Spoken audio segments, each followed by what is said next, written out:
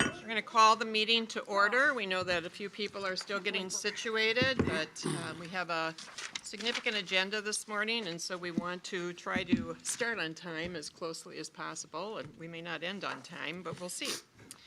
So thank you for joining us. I want to note that we have our newest board member to my left, Kristen Beckman, and we're going to come back and swear Kristen in with the oath of office and talk a little bit more about our board composition and membership, but we just want to take a moment now and acknowledge that we have a new face to the left of me here today. She was great. And now I'd like to actually start the meeting by asking our counsel, Tammy Deem, to call the roll. Great, thank you. Good morning. Baker. Aye. Beckman. Here. Campbell. Here. Norton. Present. Schubring. Here. Tyne. Here. Williams. Here. And Chair Wheelock. Here. And then we're going to move to the approval of the agenda. Is there a motion to approve the agenda? So moved. Second. Moved and seconded. All in favor? Aye. All opposed? Seeing none, the motion passes. And is there a motion to approve the minutes from our September 25th, 2025 meeting? So second. Moved and seconded. All those in favor? Aye. Aye. Opposed? All right, the motion carries. And now I'm going to invite Kristen to join me at the microphone, and we're going to swear you in.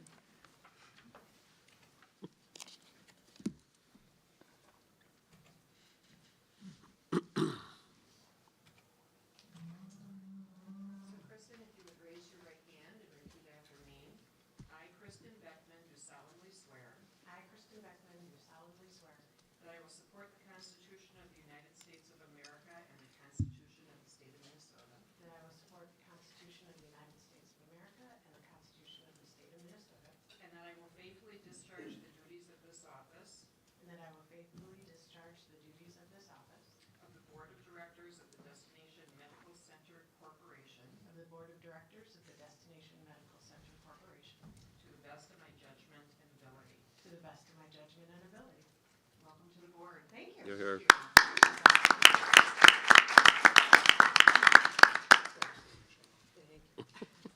I can repeat after me. It's a good start. Right?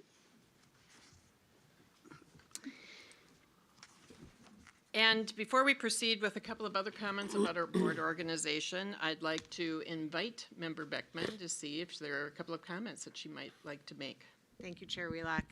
I am super excited to be here today. I have been thinking a lot about the value that I could bring to this board and how I want to think about joining this deliberative body. And I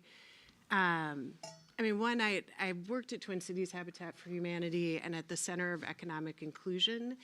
And there I really saw how investing in people and helping them achieve their goals, whether it is home ownership or business development or workforce training or educational attainment, that investment is not just in them, but it pays dividends to the whole community. And when I was the city administrator, we call it deputy mayor, in the city of St. Paul, I really saw how investing in infrastructure, parks and streets and sewers and sidewalks and community, how that's catalytic, and how also you have to stand in front of taxpayers and tell them what happened with their property tax dollars and how your decisions about parks and streets are going to make an investment that is not just for that one area, but for the whole community.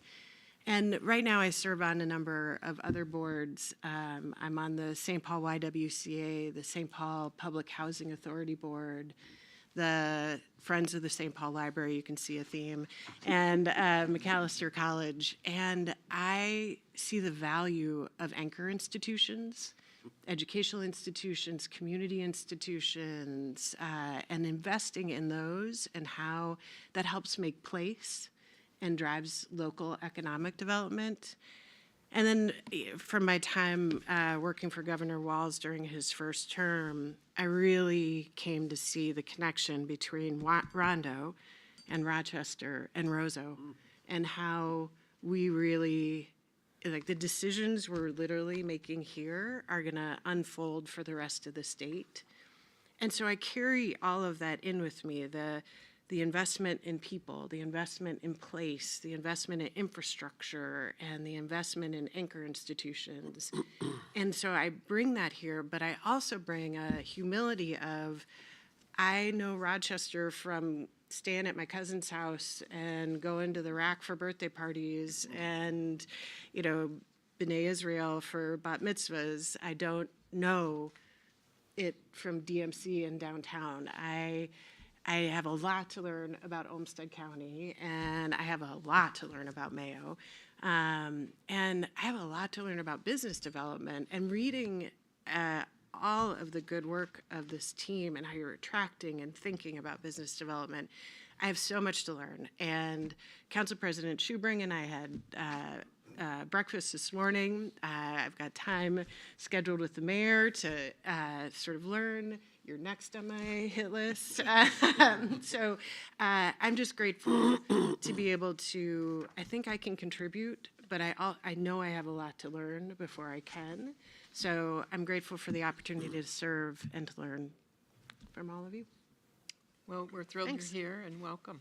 Thank you. A couple of other comments about the board. I'm thrilled to announce that Commissioner Tyne will continue to serve as the county's representative to the board, and we are grateful for your willingness to commit your time to this effort. And I am also, as a reminder, Mayor Norton and Council President Schubring will be the city representatives again this coming year, and Member Doug Baker will be, as a trustee of Mayo Clinic, will be the representative of Mayo Clinic on this body. So we're set and ready to roll. We will have a couple of vacancies at the end of the year, and we're already in the progress of addressing those. So stay tuned. Now I'll open the public comment period, and just as a reminder for those wishing to make a comment, please state your name for the minutes, and please keep your comments to under 2 minutes. Is there anyone that would like to make comments? Welcome. Good morning.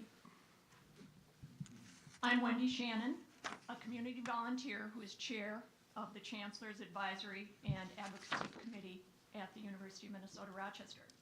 First, I want to congratulate DMC on your 10-year milestone of thoughtful, targeted public-private partnerships that have benefited the greater Rochester community.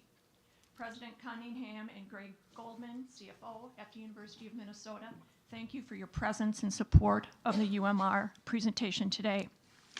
CAC was established in 2009. The membership, including Tim Penny right behind me, includes up to 15 people. It includes individuals with expertise in higher education, business acumen, community partnerships, and a commitment to the employment and economic needs of our region.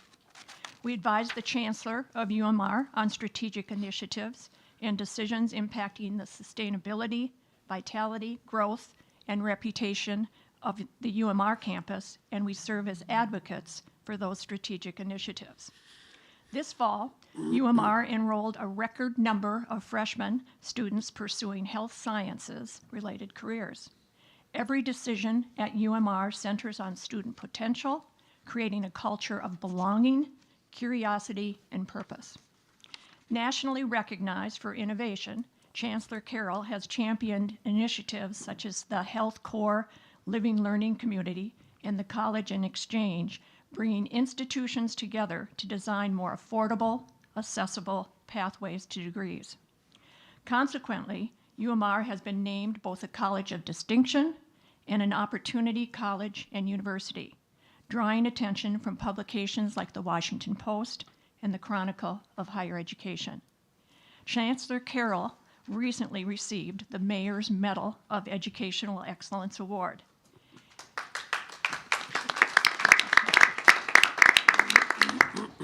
We want you to know that CAC is wholeheartedly in support of the expansion and growth of UMR.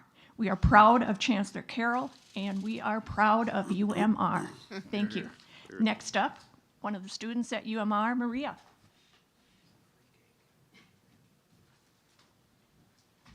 Good morning. My name is Maria Garcia. Is that good? Okay.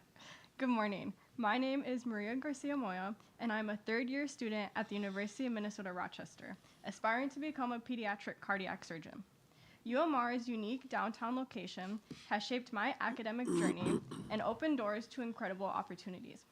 Being just steps from Mayo Clinic has allowed me to connect classroom learning with real-world experience through my participation in the inaugural Clinical Research Internship Study Program, also known as CRISP, at the Mayo Clinic Rochester campus, where I authored a clinical case study report. These experiences have strengthened my skills, confidence, and sense of purpose. But UMR is more than academics. Its downtown setting provides daily access to a vibrant, diverse community and cultural experiences that broaden perspectives and enrich professional development. As the saying goes, community is more than belonging. It is about participating and growing together. This location offers unparalleled convenience, surrounded by restaurants, hotels, and professional spaces that make collaboration and networking seamless for students and for our families. It truly serves as a living classroom in the heart of Rochester. Thank you for enhancing downtown Rochester, the place UMR students call home. Our campus is a model for preparing future health leaders who thrive in connected, diverse communities and are equipped to solve the health challenges of the 21st century. Thank you and have a great day. Thank you, Maria. Any other comments? That is Good job. Tim Penny, and I'm one of the members of the UMR Community Advisory Council or Committee. Just a few comments about UMR, which is a unique model in higher education, and we should be very proud that it's located here. They had almost 400 students enroll this fall semester, the largest incoming class ever. In total, they have about 1,200 students on their way to 1,500 students here in Rochester. 85% of these students come from somewhere in Minnesota, so we're really meeting the healthcare needs of our state with Minnesota residents. And almost 90% of these students have some interaction with the Mayo Clinic during their time on campus, so that's a way of embedding them really in the future of healthcare with some practical experience. I think the important thing is that we all know that these needs in healthcare are enormous, and this is a pathway for young Minnesotans to find their way into the healthcare field with a variety of programs here at the University of Minnesota Rochester. I applaud all the work that's been done by DMC over the last decade and wish you continued success going forward as Destination Medical Center really delivers on the promise of a public-private partnership to bring economic growth around health fields, particularly, and beyond that here in the Rochester area. But as I look at what these students at UMR are offering us is a very good complement, a supplement to what DMC is all about. So continued success in your work, and just know that you have a partner in this work, UMR, which I refer to as Destination Medical School, and so keep it up. Thank you, Congressman. Any other public comments? All right, seeing none, we will close the public comment period. For the chair's report, I really am going to skip that, essentially. We had a very robust and significant agenda at our last meeting. We do have some action items today, several of which are on the consent agenda, which I'm sure you have thoroughly reviewed, but we want to really save time both for our visitors today from the University of Minnesota and particularly for our 5-year update. And I say that knowing that Dr. Clark Otley, who is next up to give the report on behalf of the EDA, will have more substance that will also lead into some of those presentations. So we're going to, before we do that, we're going to acknowledge, we've acknowledged our newest member coming in for the first meeting. We want to, before we move into the business of the day, acknowledge our longest serving board member who is retiring from this board at the end of this month. So Jim Campbell, we are going to save plenty of time for comments, but we really want to start with a commendation for the board to consider recognizing your contribution and your work here. And I'm going to ask Tammy if she would read that commendation. Absolutely, it's my pleasure. This is a resolution of the Destination Medical Center Corporation commending James R. Campbell and expressing gratitude and appreciation for his service to the Destination Medical Center Corporation. Whereas the Destination Medical Center Corporation, or the DMCC, was established by law in 2013 to exercise oversight, adopt plans, and approve projects as part of an initiative by the state of Minnesota to sustain the Mayo Clinic and the city of Rochester as the world's premier destination medical center. And whereas James R. Campbell has served as a director of the DMCC since his appointment by Governor Mark Dayton in 2013, providing steadfast leadership and invaluable guidance in shaping the vision and execution of this unprecedented public-private partnership. And whereas Mr. Campbell has evidenced a profound commitment to the mission of the DMCC, to the Mayo Clinic, and other community, nonprofit, and educational organizations throughout Minnesota, including the University of Minnesota, the Greater Twin Cities United Way, Abbott Northwestern Hospital, the Itasca Project, the Minneapolis Institute of Art, the Minneapolis Foundation, United Health Foundation, and the Minnesota Ballpark Authority, among others. And whereas in addition to this nonprofit and public service experience, Mr. Campbell's extensive understanding of economic and community development has played a crucial role in steering DMCC strategies, ensuring the DMCC fulfills its mission to drive economic growth, enhance Rochester's global standing as a medical destination, and also improve the quality of life for residents and visitors alike. And whereas Mr. Campbell has been a steadfast and enthusiastic champion of DMCC strategies to promote business development and recruitment, catalyze private investment, redevelop the downtown riverfront, reimagine the community public realm and mobility experience, and encourage widespread economic opportunity. And whereas Mr. Campbell's experience and expertise have contributed to the ongoing success of the DMCC initiative, including thousands of new jobs and nearly $1.8 billion in private investment, has left a lasting impact on this initiative and the broader community.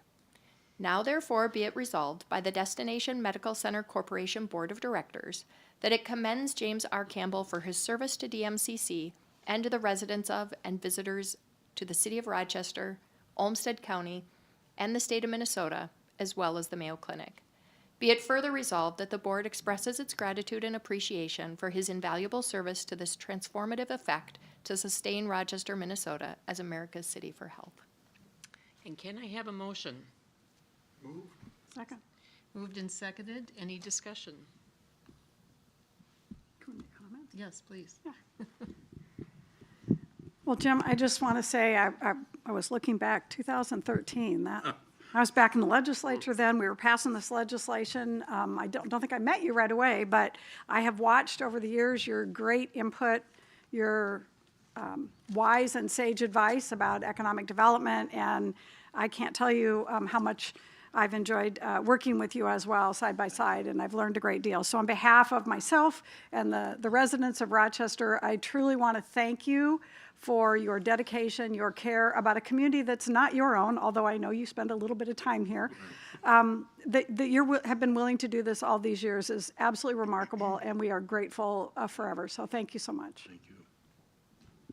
Madam Chair? Member Williams and then Member Baker.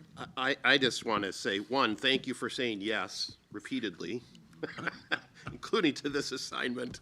But just so grateful for your vision and here in DMC. Particularly, I've appreciated your sense of urgency and your sense, particularly you talk a lot about the visitor experience, which I just think is so important. And when we're talking sewers and streets, I mean, it's easy to kind of lose that focus. But you've always just been the perfect combination of head and heart and vision and the list of all of the different boards. I know you mentioned to me before the meeting that this is your last public board that you're rotating off of, but doesn't even begin to capture the impact that you've had across this state for so many years. And just grateful for your support and mentorship of me for many, many years. Sometimes a hug, sometimes an elbow, but just really grateful for everything that you've brought to this work. Member Baker. Yeah, I echo everything that's been said, and I just say, Jim and Carmen, I've always admired, one, you've had a great career, but also all the work you've done in the community, your involvement. You got this like quiet, it's this intellectual push, but it's also coming from the heart. I really admire what you've done, and Carmen too, so thank you. Well, Member Schubring. Thank you, Madam Chair. So Jim, and you and I's tenure has been short together. Right. I've been the newest member until Member Beckman joined today. But I just want to say, after 10 years, the work that has been done by DMC, the building the infrastructure of the organization, that's hard work. And I feel like in my tenure going forward, I'm going to be able to reap the benefits of the hard work that you and Member Ryback and others that and certainly Chair Wheelock as well, who have really brought the organization to the level that it is now. And I look at the horizon and say, we're at a tipping point, and it's thanks to you and your colleagues on this board. So thank you. Thank you. And Jim, I have known you many, many years over many different sorts of roles, and both mostly my changing roles, but your presence in really building a vital state here in Minnesota can't be overstated. You are uniquely qualified to bring that private sector, business, pragmatic acumen, that an understanding of what a business needs to grow and to invest in Minnesota, and yet a sensibility and a willingness to deal with the messy process that is sometimes defined by public sector work.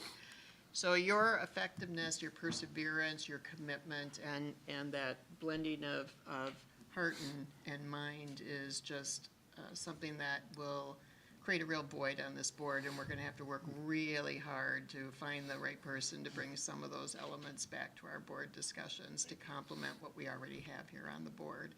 Our thanks to you and to your wife, Carmen, for your contribution and your commitment to this community and to Mayo Clinic, and we hope we keep in touch with you. You will. I'm going to actually call for a vote now, and then we'll offer you the opportunity to make some comments. Thank you. So, any further discussion? Seeing none, all those in favor say aye. Aye. Opposed? Motion carries. Member Campbell. So this is not like the Fed board where there might be a split vote? Is that? Well, thank you all. This is a very humbling experience, and as Paul said, this is my last public board, and so there have been a lot of thoughts sort of going through my mind, and so if you don't mind, I've tried to capture a few of them in some notes, and so I'd start off by thanking you, Chairman Wheelock, and all of you colleagues on this board. You've been a great group of people to work with. I've truly enjoyed it. I want to thank the staff for all their good work, particularly Cody, because I'm not the greatest techie guy in the world, and Cody would always give me a hard copy of the book, at least a couple hours before the board meeting. But the staff has been outstanding, and it's continued to develop over the last 10, 12 years.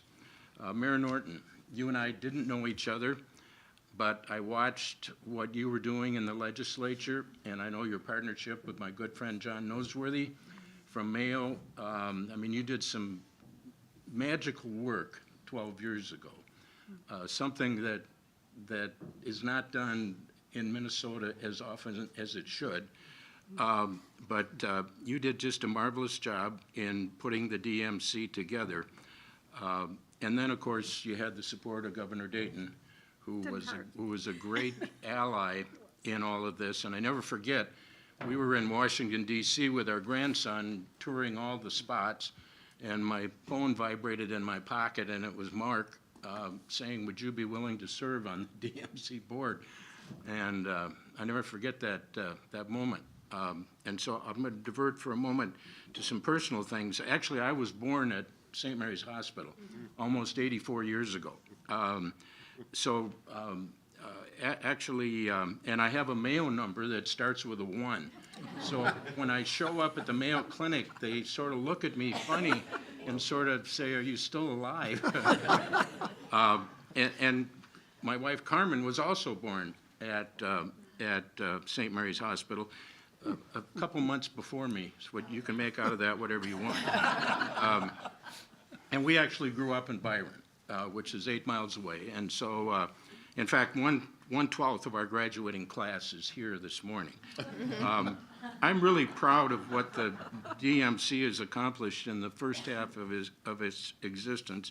And I'm really excited about the plans that you have for the remaining roughly 10 years of the DMC existence. I think one of the most exciting aspects of this for me is that this board has always dreamed big dreams. I mean, we've never thought sort of mediocre approach to things. I remember the very first meetings with Chairman Tina Smith and Bill George from Medtronic, and we talked about what this could really mean to the state of Minnesota. And very candidly, we're on a track to make it all happen.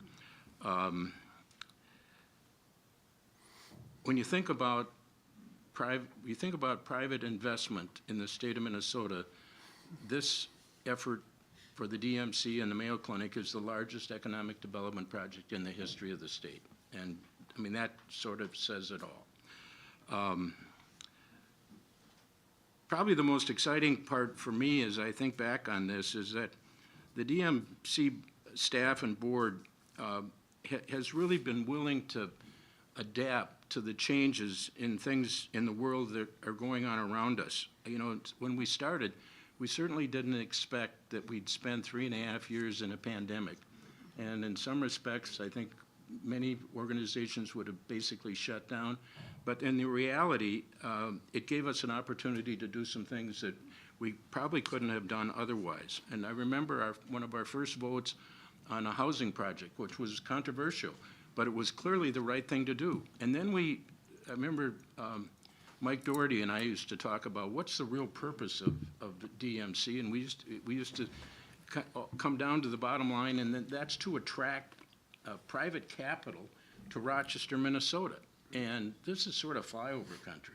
I mean, we used to have trouble attracting private capital to Minneapolis, St. Paul because it was flyover country. But the reality of it is we have been able to attract private capital to Rochester. And to me, that will always be one of the primary reasons that the DMC exists. We developed Discovery Square, got that out of the ground. There's still more there to do. We realized that housing was going to really be critical for the future of this community, and particularly affordable housing, housing that would allow people to come here and work and have a place to live.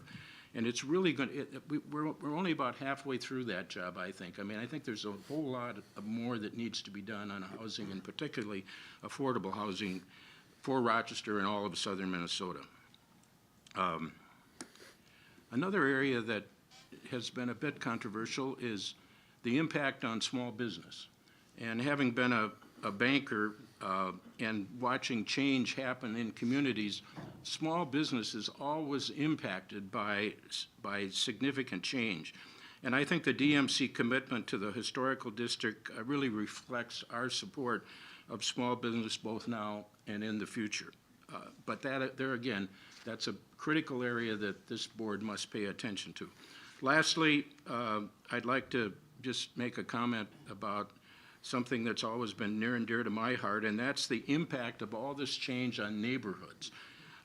Neighborhoods are impacted by rapid change, and recently I'm really happy that this board is focused on how we can assure that these neighborhoods continue to exist and prosper. It is important to the future development that we consider the impact that these changes will have on where people live and where they will enjoy their lives. To me, this is exciting, and hope that will remain a focus going forward. So, in closing, I just say thanks to all of you for the opportunity to be involved in this spectacular project.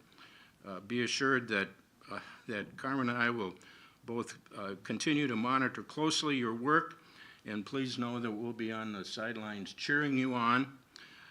Thanks again for the opportunity to be a part of probably as I've said earlier, the most exciting economic development in our state's history, and best wishes for the days ahead. Thank you.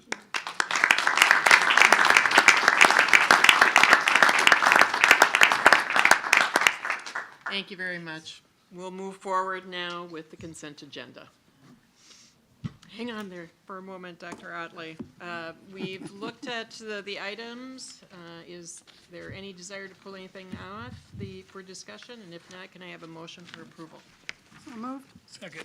Moved and seconded. All those in favor say aye. Aye. All right, motion passes. And now I take great pleasure in welcoming Dr. Clark Otley, and I believe, yes, you'll be joined by Dr. Reisenauer.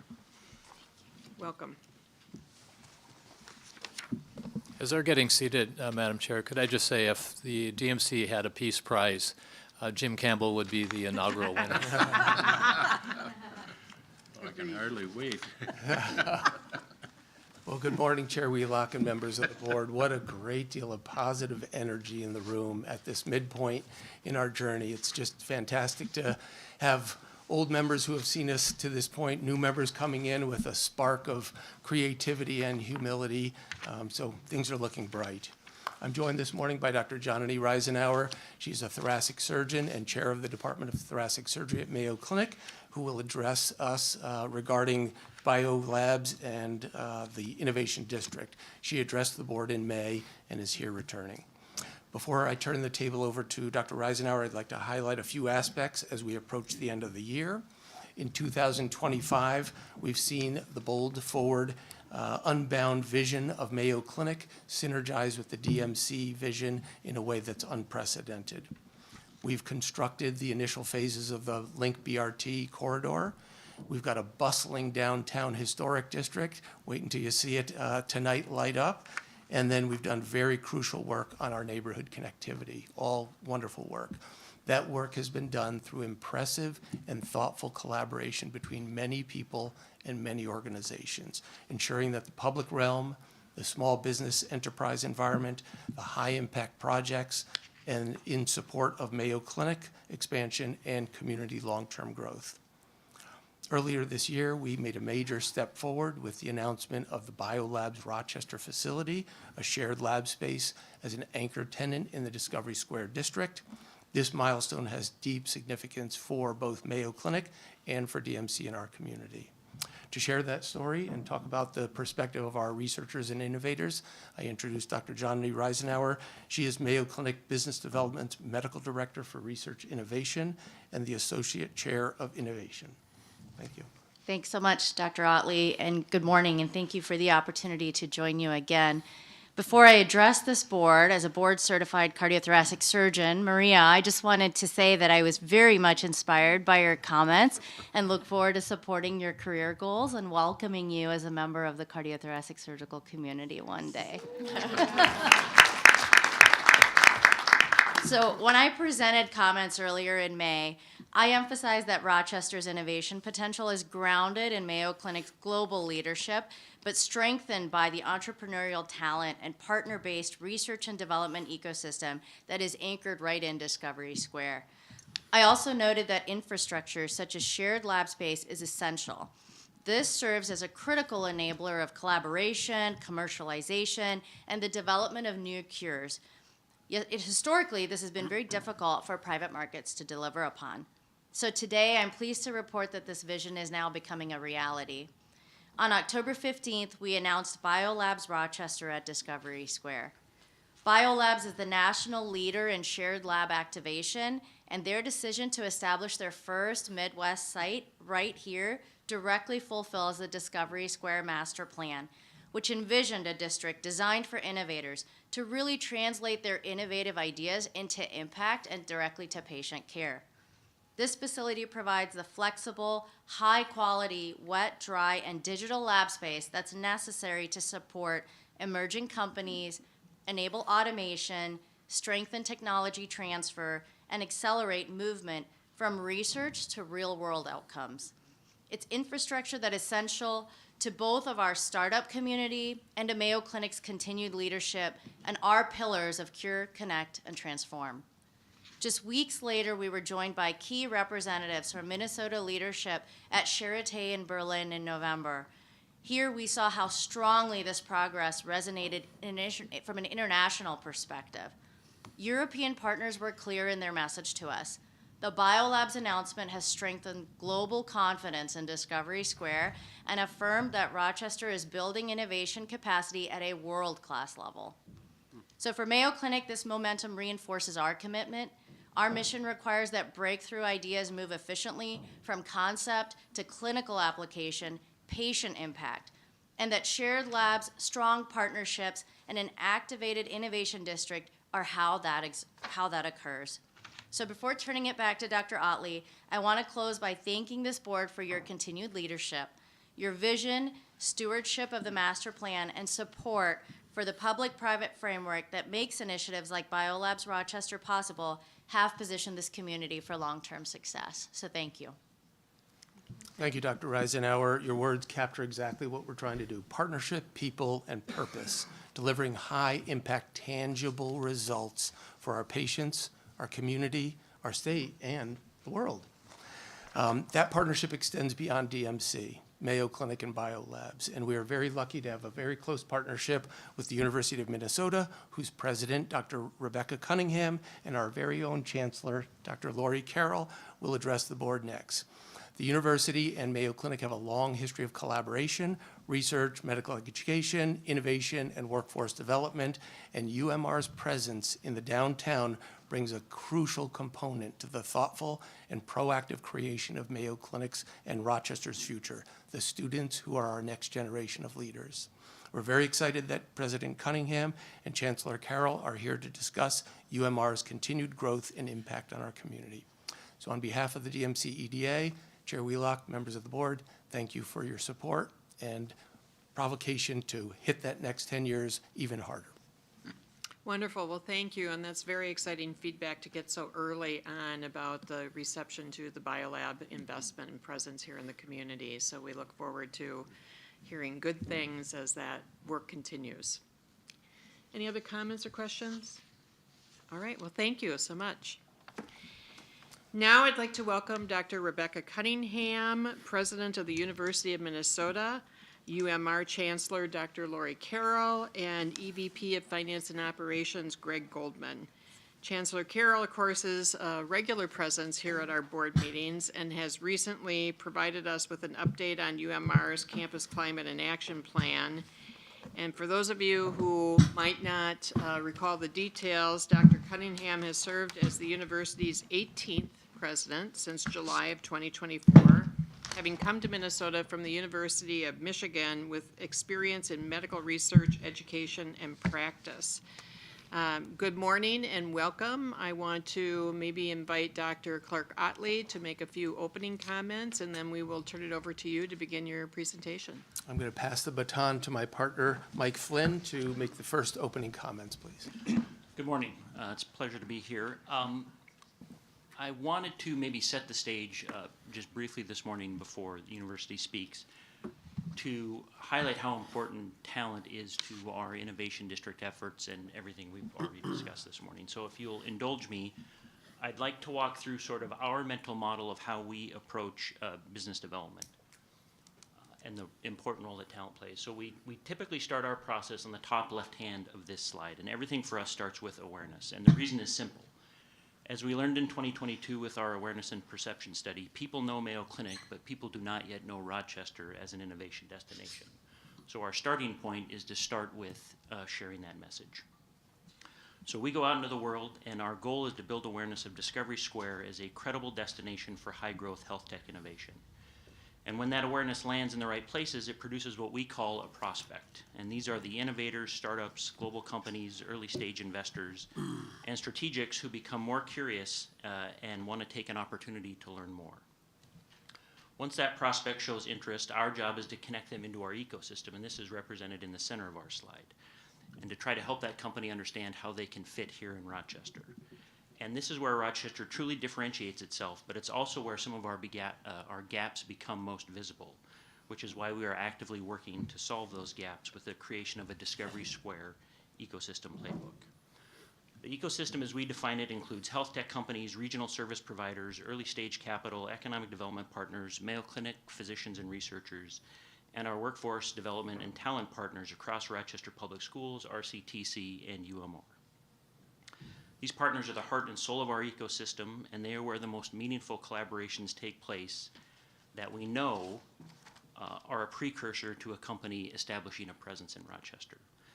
And what constitutes that opportunity varies. It can be a physician collaboration, a know-how agreement, a clinical trial, a data partnership, regulatory advisorship, or strategic investment. But one thing that is consistent is the question we regularly receive from these opportunities as they are evaluating our market, and that is, does Rochester have the talent we need to grow this company if we choose to locate here?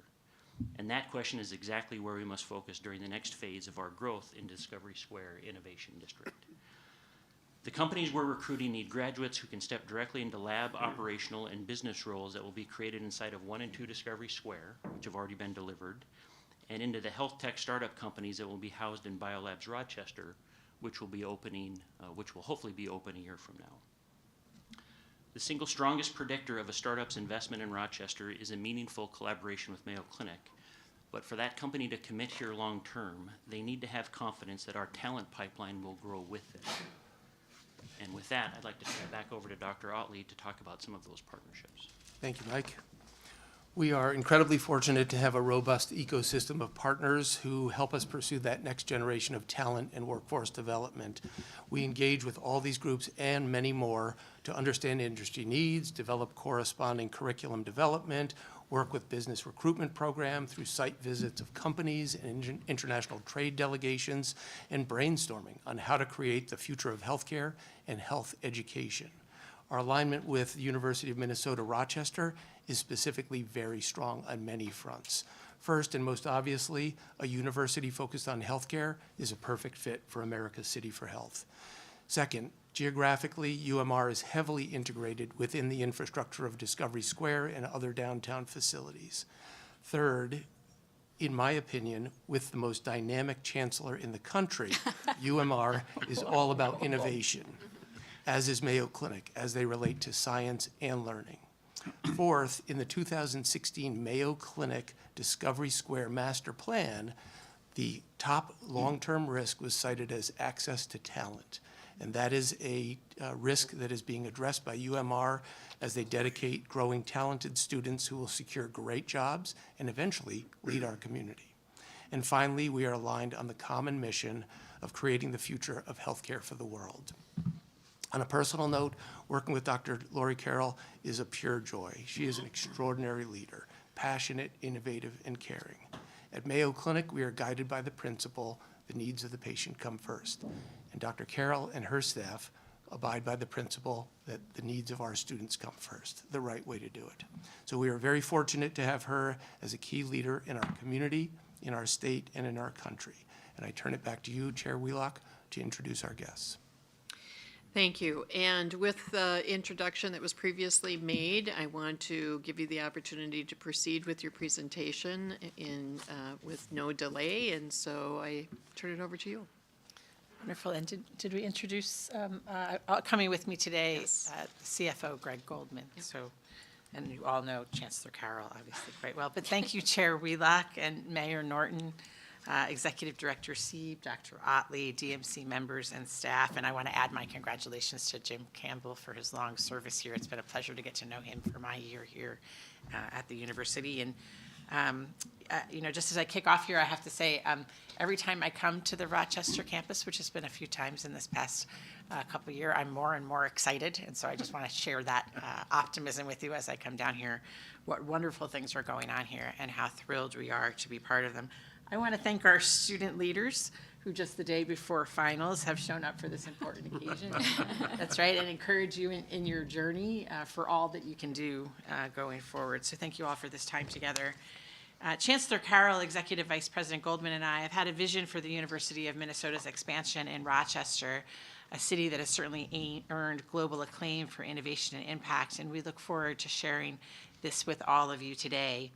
We begin with gratitude for the citizens of Rochester, their decades of determination that brought the University of Minnesota to this community, and their city sales tax dollars fueled the early development of our campus here. And I am grateful every week as I talk to our chancellor for the foresight that those partnerships brought the University of Minnesota to this campus here, and it is on those shoulders that we build.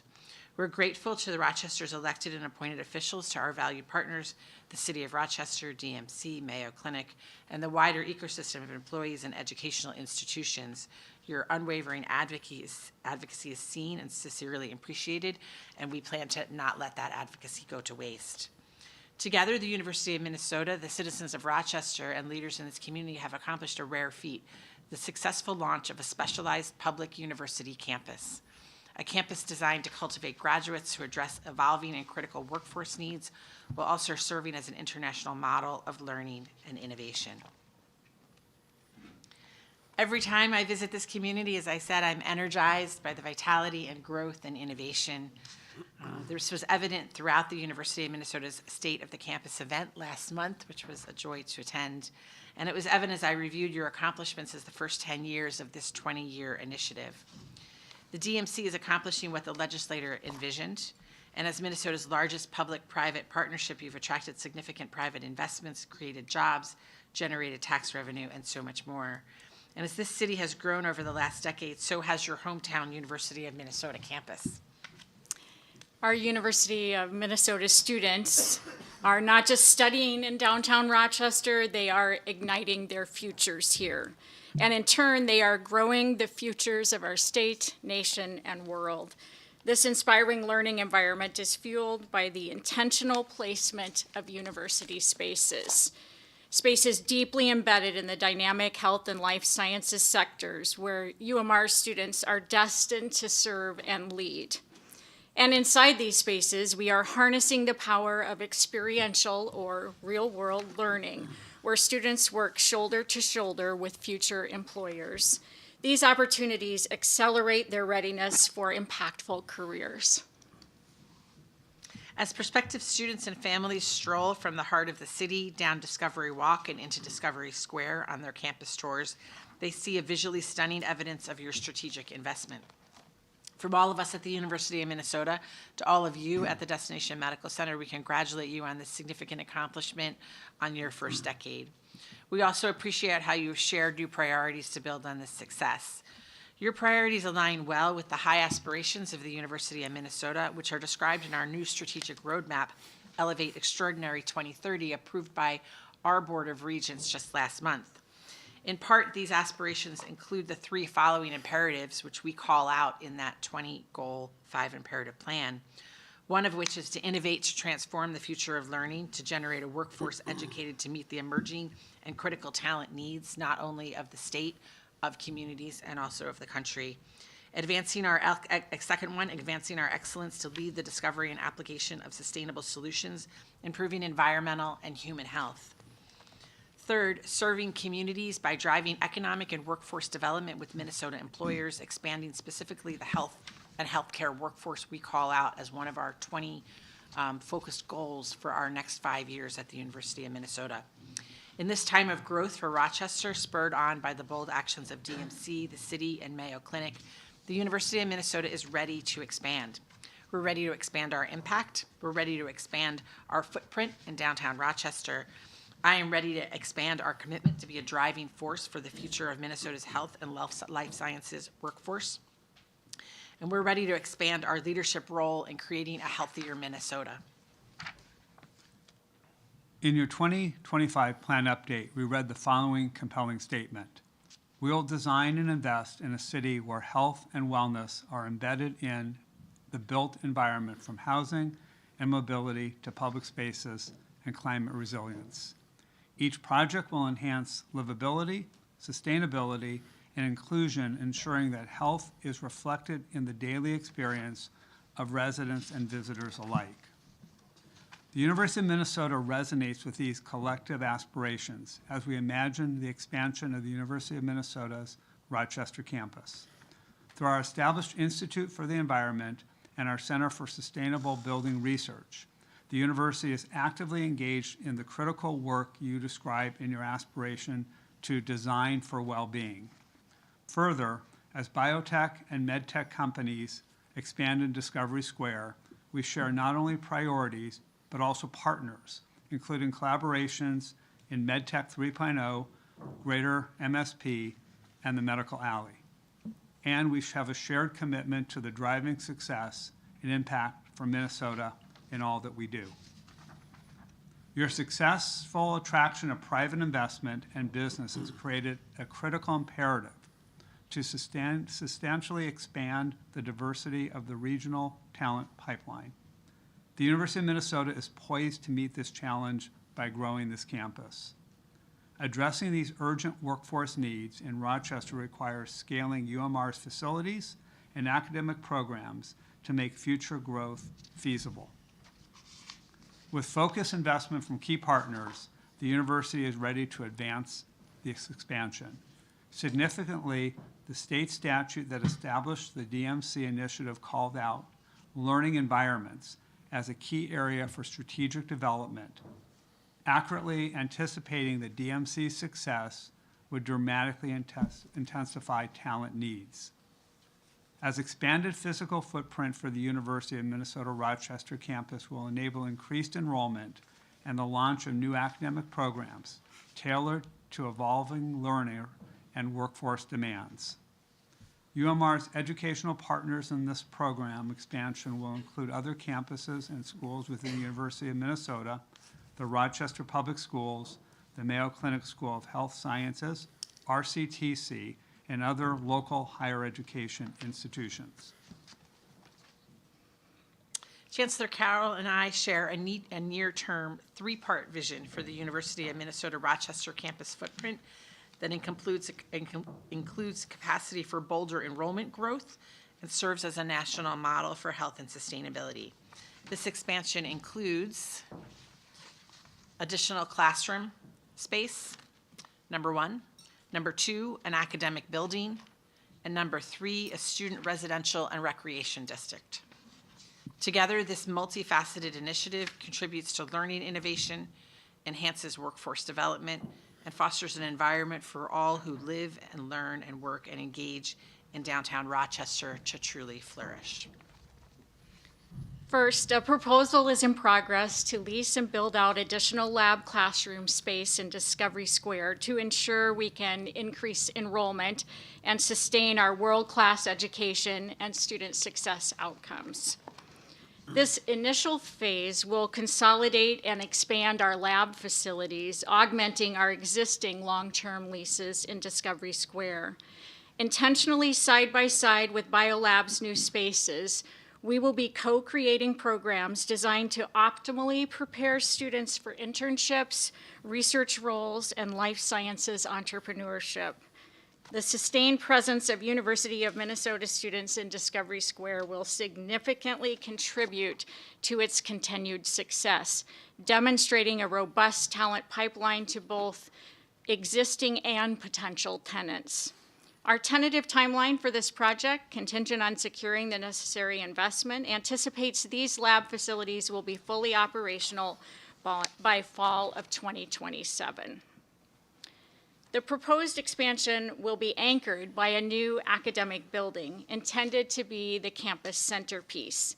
This facility will be designed to accommodate bolder enrollment growth, serve as a national model of health and sustainability, and advance the university's core commitment to transforming the future of learning through research-based innovation. Our immediate task for 26 is to secure the necessary investment and partners for this visionary project. We anticipate releasing an RFP for this facility, which will include 4 primary elements focused on fueling student success. First, classrooms. We need future-forward learning environments. This academic building will be home to state-of-the-art, AI-enhanced active learning classrooms specifically engineered to facilitate student success through immersive, interdisciplinary, and employer-integrated experiential learning. Also in this building, the Academic House, a centralized, dedicated space that co-locates multidisciplinary faculty and student success coaches, extending our established Just Ask Center. This space will be designed to maximize student-faculty interaction, provide accessible career exploration and well-being resources, and foster dynamic collaboration spaces across disciplines and with our education and employer partners. The new academic building will also feature a large-scale gathering space designed as the central campus crossroads, addressing our distributed downtown footprint. For a campus currently integrated across mixed-use buildings, this singular space is essential. It will serve as the primary connection point for the entire UMR community, facilitating interactions that generate a strong sense of belonging. And belonging is the critical variable that fuels deep learning, supports student well-being, and drives timely degree completion. Simply put, this space is not an amenity, it is a missing link required for a growing campus community. We also envision this academic building as the home to the University of Minnesota's potential new National Institute for Learning Innovation Research, leveraging the unique focus of UMR faculty, as well as faculty across the university's 5 campuses. This state-of-the-art center will catalyze research on student learning and development, drawing K-12 and other higher education partners in the region. UMR professor Dr. Cassidy Terrell recently described the kinds of learning innovation scholars will pursue and share in this space.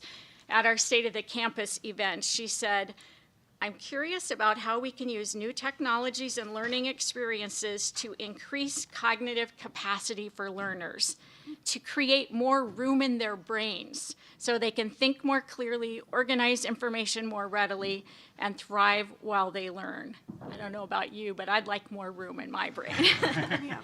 This new space will serve as the university's primary hub for discovering and disseminating actionable practices to other educators, directly advancing the university's strategic imperative to transform the future of learning. You can expect that this bolder vision fully embraces our shared aspiration to contribute to health in the built environment, decisively advancing well-being and sustainability. Our goal is to ensure that health is tangibly reflected in the daily experience of our students, alongside similar well-being enhancements for every resident, visitor, and employee in downtown Rochester. So first, lab classroom expansion in Discovery Square. Second, an academic building like none other. And finally, part of the 3-part facilities expansion, a student residential and recreational district to be advanced through a public-private partnership projected in the UMR and Recreation Subdistrict near Soldiers Field. This development will ensure student housing that supports UMR's evidence-based emphasis on community and well-being. This project will also fill gaps in recreation access, including much-needed gymnasium to support our burgeoning UMR intramural program, complemented by adjacency to the diverse activities available at Soldiers Field. Our goal is to release an RFP later in 2026. Concurrently, we are actively securing additional temporary space for fall 2026 and 2027 to ensure staff and faculty have the resources they need to sustain educational quality for every student while these projects are moved forward.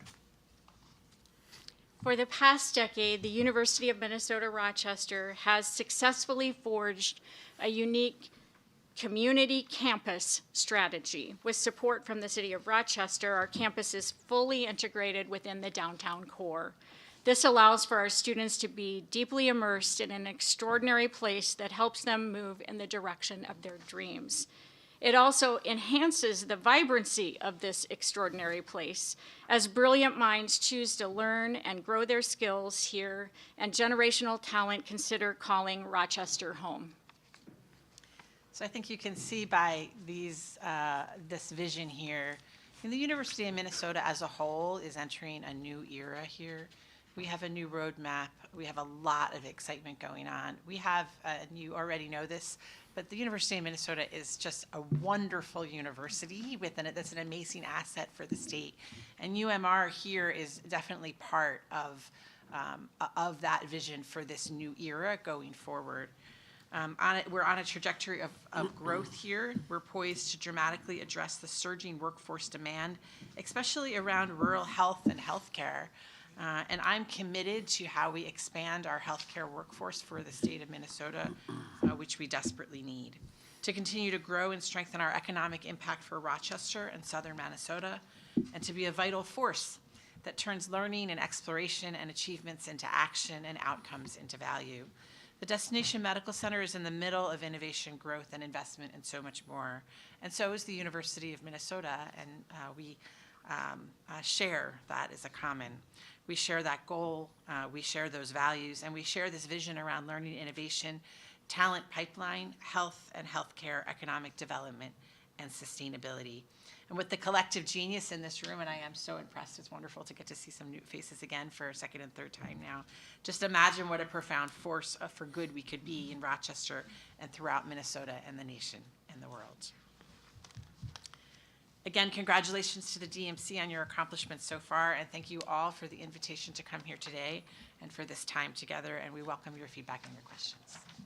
Well, thank you very much, all of you, for being here today. And I'm going to conjecture that other than the moment where it was announced that there would be a University of Minnesota Rochester at all, this might be the next most exciting moment in the course of history for that institution. And it is just thrilling to hear about the personal commitment of the leadership, both with you, President Cunningham, and the Board of Regents, in investing and growing in this campus. And to your point, we can't imagine the Mayo Clinic meeting its goals for its private investment without some assurance that there be a talented workforce ready to help them achieve their goal of impacting patient life.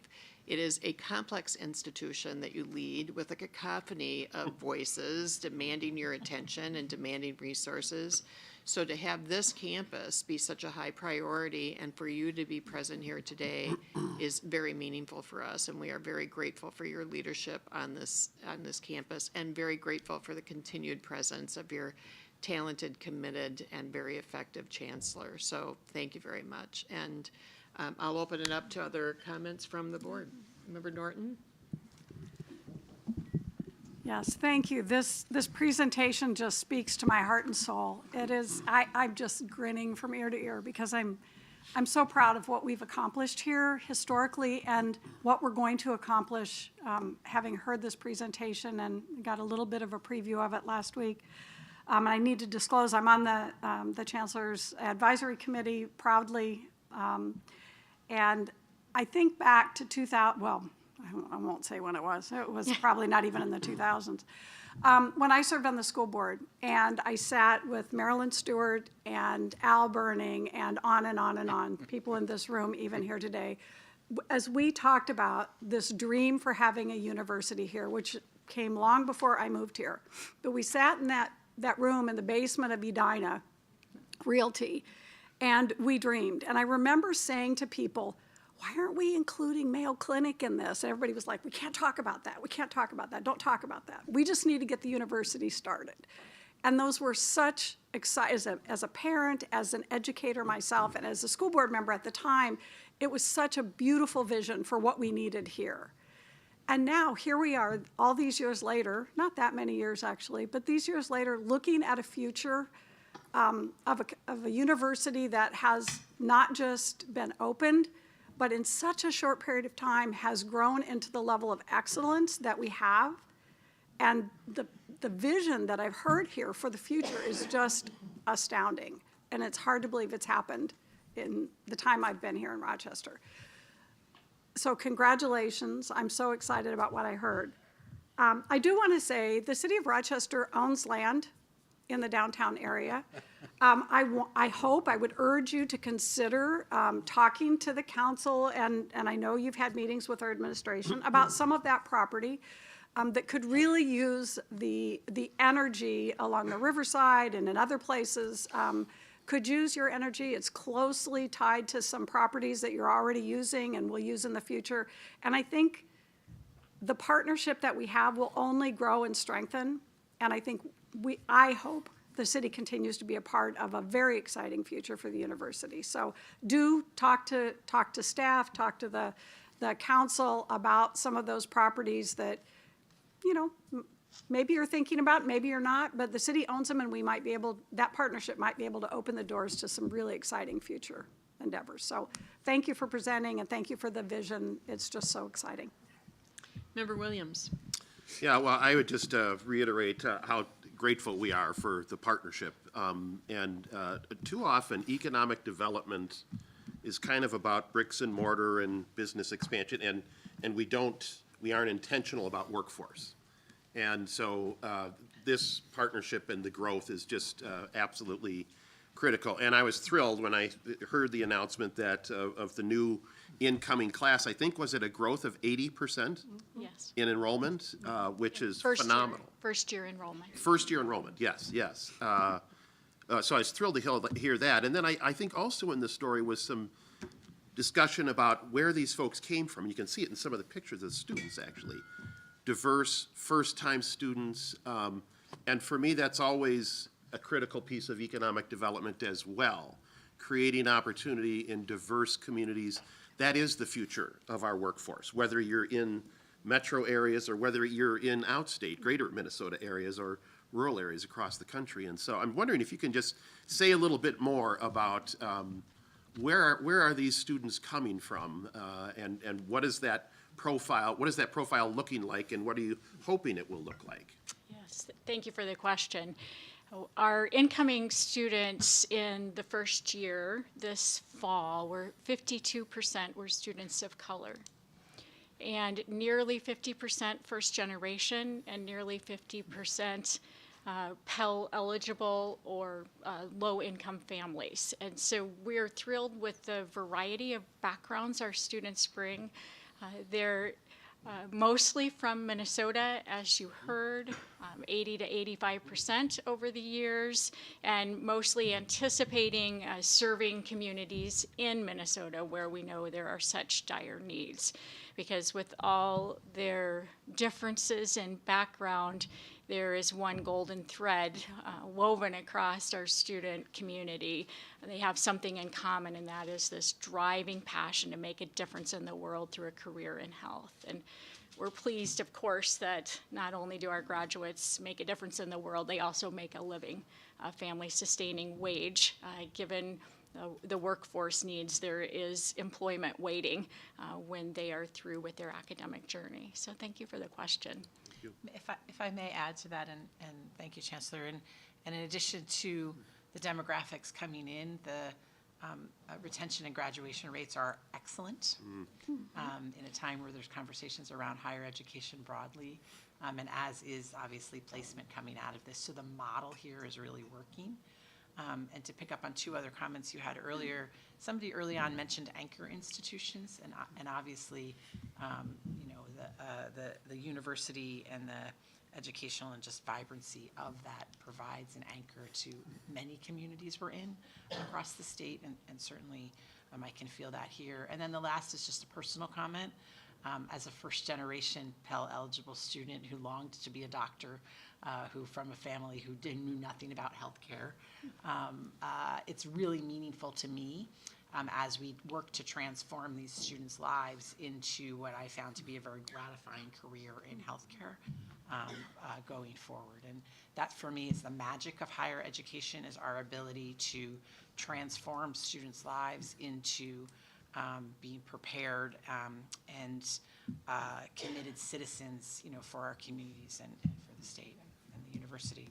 That's our secret sauce. And the model here, you know, there's a lot of conversation in the country around higher education and what's going well and what's not going well. This model here is going well and is a model that really works. Thank you. Member Time. Well, let me preface this by saying I'm a lifelong Olmsted County resident, so I'm very excited about this. This is really big news. And I'll start out also by saying, talent is infrastructure. That's the perfect headline for this, because Mayo is the big magnet that draws capital to this community, and DMC is a mechanism by which others are learning about the opportunities here. But if you're a business that's looking at locating into the Rochester area, you can see the potential here, but then you think, can I grow? Can I succeed here long term? There's plenty of opportunity, but can I make it here? Or will I have to move someplace else after I establish myself? And having the talent here that the University of Minnesota Rochester will be growing is going to be key to our future success. So I think this is huge news, and I really am excited about this. And then I wonder if you could talk a little bit, how are you working with our current higher educational institutions and RPS? How are we all working together to keep growing? Thank you for that question. We are working together to keep growing, and I think it's the Rochester way, is it not? To be collaborative and to have innovation emanate from that collaboration. So we have an established higher ed collaborative. We're meeting this Friday again, and one of the examples is how we support students in the transfer from RCTC and Riverland. That transfer can be tricky, and we want to be sure that there is a connection point so that there is not a gap during that transfer time, and we've worked closely together with teams from both of those campuses to support the students who will choose to transfer. In addition, I think it's really clear, but I'll say it, that each of our higher ed institutions has a different mission, and the Rochester campus of the University of Minnesota is specialized, as you know, and so we are able to work together in ways that sometimes haven't been traditional in higher education, where there's been more competition. So all of us are together in the purpose that we share is developing human potential. And we do it differently to different ends, and certainly all are needed. In terms of the Rochester Public Schools, we're in conversation continuously as the new strategic plan is being built. That vote is anticipated in May of this year, and Superintendent Prickell and I have been working closely on the development of a talent pipeline that is focused on purpose, developing purpose. And where we used to say that should start in middle school, we're thinking much earlier than middle school, and a real focus on health sciences, the future of healthcare in this community makes good sense. So we'll wait to see for the approval of that strategic plan, but embedded in there is some additional partnership between the school district and UMR, as we are all focused on the quality of learning and the research related to learning and how to apply that so that students are more successful at all levels. Member Schubring. Thank you, Madam Chair. Chancellor Carroll, you said how you can really see that UMR has enhanced the vibrancy of downtown, and I can absolutely attest to that as a 16-year Mayo Clinic downtown employee. Just to see students move from University Square to the residency on 1st and 4th, and now extended to Discovery Square, walking along the Discovery Walk, and that vibrancy really is something I can say for the more mature employees that are downtown. We can feel the energy and see students in the coffee shops and whatnot. So thank you for that what you're bringing to our downtown.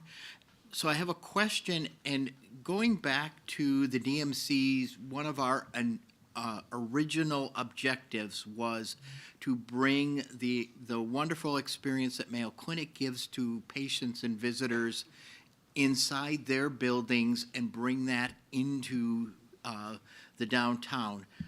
So flipping that and saying, and both as a DMC member as well as City Council President, I'm going to ask, what can we do from a DMC and city standpoint to make that experience for prospective students, to attract them here, to what's missing, what do we need to work on, as well as your student body to, as Member Tyne alluded to look and say, you know, my experience here at UMR is so exciting, and I think I want to stay in Rochester and build my career and family here. So what else can we do? Oh, what a wonderful question.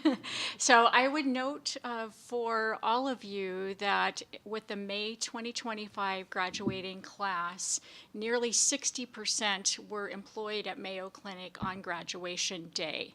And we tend to say there are about 3 populations in downtown Rochester in our skyways and subways, and there are the blue tag folks, there are the patients and their companions, and now there are University of Minnesota students.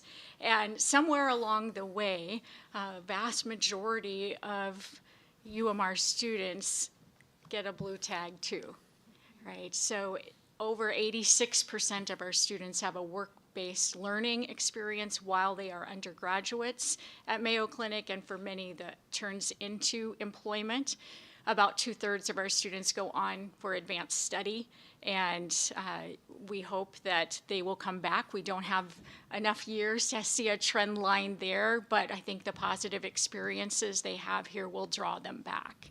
If you ask me about additional kinds of downtown amenities for students, we're thinking about lower price entertainment and food options, noting that most of our students are underage, so we're not talking about bars, but other kinds of entertainment. But if we ask students, and we often do ask students for their input, the internships really matter. So the connection with the potential businesses that are being attracted to Discovery Square and beyond, so that we can develop the relationships and develop the specific educational tracks for the workforce needs that they have, and along the way in that co-design of curriculum that we can embed work-based learning, which may be a micro internship or a major paid internship. That's helpful to our development and the #1 need that our students would identify. So almost 80% new first years. A year or two from now, they need internships. So that's way more internships, and those relationships with the new businesses. The partnership with BioLabs is so exciting to us as we're going to be co-designing those kinds of experiences. So that would be how the students would answer. Thank you. If I Member can add- Campbell? If Oh, I I'm can sorry, add- President sorry, Cunningham. Sorry, if I may. Add one thing. One of the other parts of our strategic plan that we didn't mention here is the University of Minnesota is very good at that place-based internship, which we know makes our students very competitive, and also is needed in today's workforce environment, no matter where they're going to work. And 70% of our students across the system stay in Minnesota and work. But we've made a specific goal in our strategic plan that we would like every University of Minnesota student to have a real-world work experience as part of their education at University of Minnesota. We're doing a really good job at this, as Chancellor Carroll said, but the kind of opportunities that that as the business community here grows and as BioLabs grows, and we have other students as well across our system, we're looking to expand that, and that helps also generate that more talent workforce for the connections. We know that's the way our students get jobs, and makes them prepared for jobs later on. So it's a mutual goal. Thank you.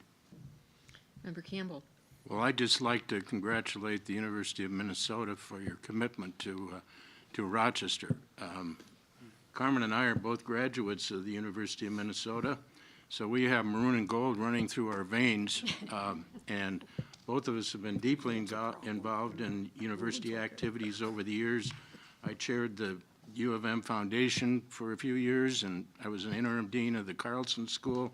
And during that time, the Norwest/Wells Fargo Bank in Rochester ended up reporting to me. So I would come to Rochester and meet with city leaderships. I think it was before your time. Before my time. And the one issue that would always come up in talking to civic leadership in Rochester was, why the heck isn't the University of Minnesota in Rochester? I mean, it's in Duluth, it's in other places. Why doesn't it come to Rochester? And when I was on the campus, I would walk by the Mayo Auditorium every day on my way to the West Bank. And I kept thinking, you know, hopefully someday there's a way for the Mayo Clinic and the University of Minnesota to work together.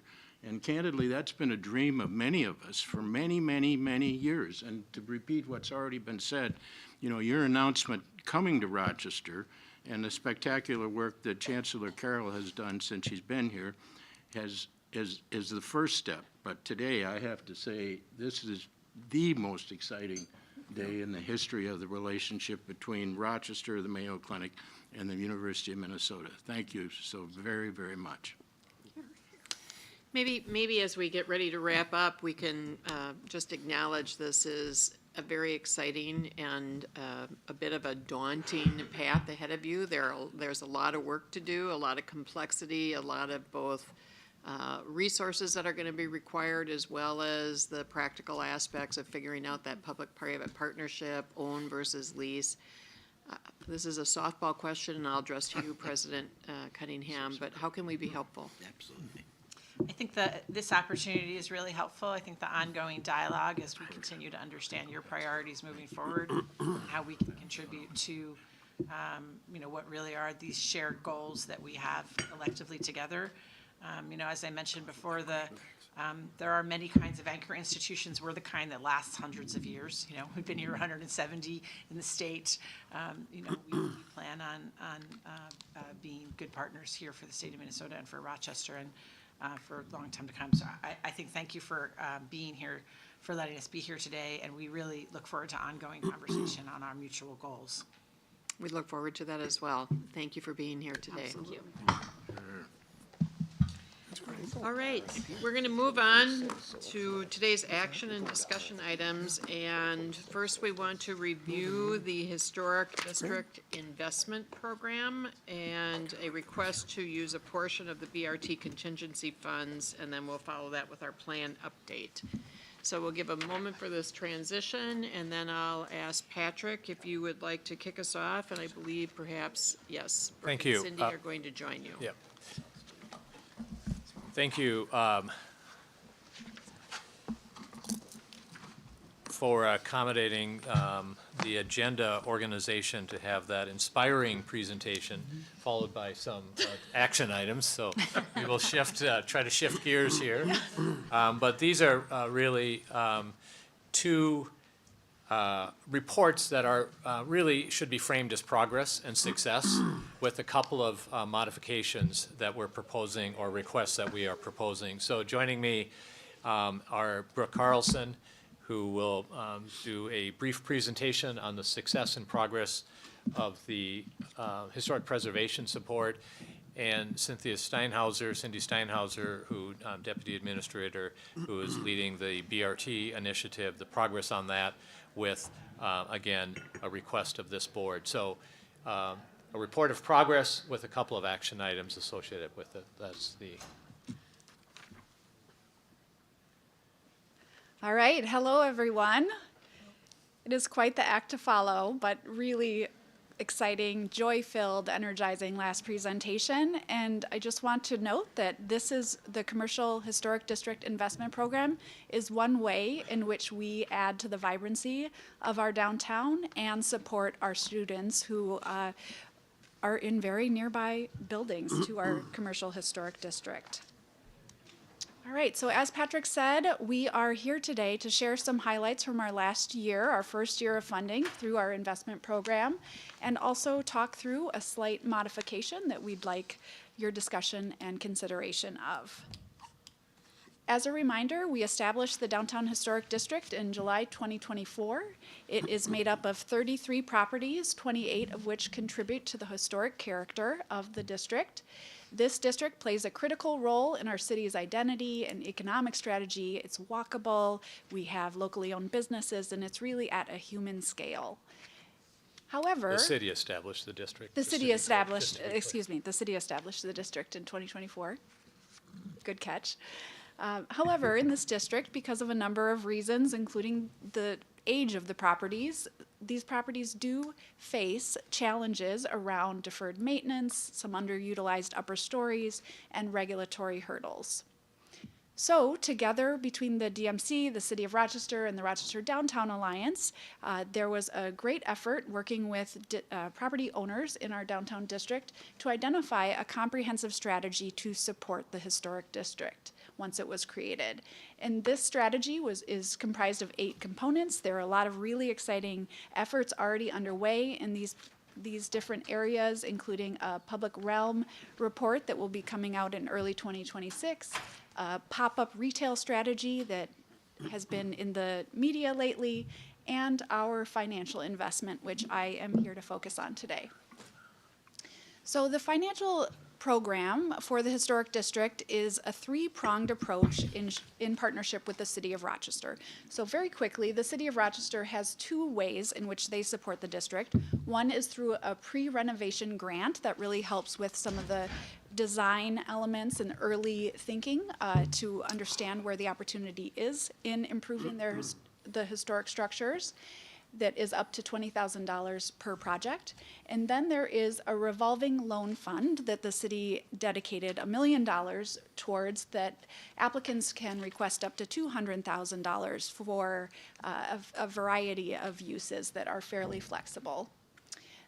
Our program through DMC is called the Historic Infrastructure Investment Program, and that is a $5 million allocation to be used through the end of the decade that is up to $500,000 per contributing property and requires a 50% match. The categories in which we have identified our dollars are able to be used for are around adaptive reuse, building systems upgrades, building safety and preservation, and code modernization. And if there are any questions about what that means, I am more than happy to describe those further. So looking back at our first about year, we have had a really strong investment. Calling out this table, which you've seen a number of times and we just continue to add to, we have invested $1.5 million so far in the district through DMC. Of course, the city has invested additional dollars that has resulted in a total public-private investment of over $3 million. This is another way of visualizing that investment to demonstrate our investment compared to the remaining funds. We are well on our way in the chart on the left to making, or well on track to using those dollars by the end of 2029, and do have a lot of exciting work ahead. All right, well, we will be doing additional evaluation as the program, as the projects are further along, but so far, in talking to all the property owners that have received funding, we have identified a number of benefits. This is an opportunity to enhance resident and visitor experience, to increase downtown vitality and property values, as well as preserving the historic buildings. It enables compliance with our current codes, and it really demonstrates a commitment from the DMC and the city to the properties in the district as we had established the district, knowing that there would be some additional requirements on those buildings. And we have some nice quotes from our local property owners that demonstrate what the value is. From a research perspective, we know that there is tremendous value of investing in historic properties and in a historic district like this. There are economic values, there's an opportunity to revitalize our economy, reduce costs of projects, construction projects, increase market value. We know that there are social and cultural benefits. It's a chance to preserve history, especially in partnership with a public realm improvement project. We have a chance to create vibrancy in that downtown neighborhood and really foster a sense of pride in our history as a community. There are also tremendous environmental benefits which help align with our goals in DMC related to greenhouse gas emissions, for instance. It reduces waste and conserves resources when you are reinvesting in those existing properties. So 1 year in, we have, as Patrick said, found this program to be highly successful. We've invested in over 40% or approximately 40% of eligible properties already. And we always, at a time of evaluation, have an opportunity to reflect on what's gone really well and where are there opportunities to strengthen and refine the program. And we had the opportunity to speak to many of you, speak to DMC EDA board members, as well as the mayor and city council members about what, from your perspectives, is going well, where there are opportunities to more clearly align with our infrastructure investment from DMC, where can we better maximize our public benefit, and how do we make sure that we are balancing public and private investment in this district. So our recommendation that has come out of this process and look back over the last year is that we do continue to invest in these 4 categories: adaptive reuse, building systems upgrades, building safety and preservation, and code modernization, with one slight adjustment to our adaptive reuse category. And the idea is really fairly straightforward, but I'm happy to explain further if needed, is that we would like to continue investing in the core and shell of the property so that it is ready for reuse, but not to the extent of which we invest in the interior fit out that would be use specific. So we would be investing in the exterior, the interior systems, but when it comes to the actual use, whether it be residential, restaurant, retail, office, that level of investment would be the responsibility of the property owner or the business owner. So to put that into a little bit more detailed language, I am very grateful to my city colleagues and Molly Patterson-Lundgren for helping think through how do you actually draw the line and differentiate in a way that is clear to both those who are interested in the program and to us who are administering the program and reviewing applications. So when we talk about this term core and shell, that means we would support restoration, rehabilitation of the structural fitness of the building, anything that requires additional approval because it is a property in the historic district. We support mechanical and plumbing systems, building and energy code compliance, accessibility and safety projects, and anything that is just a repair to the existing structure or materials. Where we are saying that expenses would be covered by the property owner or the business, it would be around any additions that change the space significantly, the actual fit out as I described for the specific use of the property, and any alterations that are to actually change the use of the property.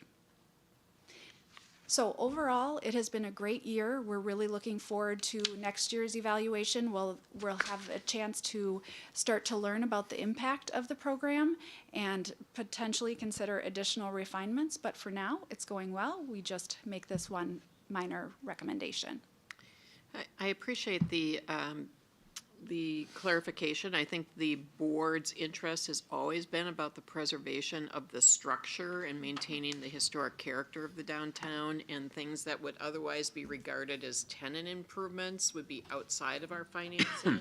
So I think this is helpful, and I think this will resolve a lot of our concerns about some of the projects that have come forward. And so I think, unless in the interest of time, there are some comments or questions from the board. Member Shoebury. Thank you, Madam Chair. I just want to thank Mayor Norton and Commissioner Tyne for pushing and helping to refine this.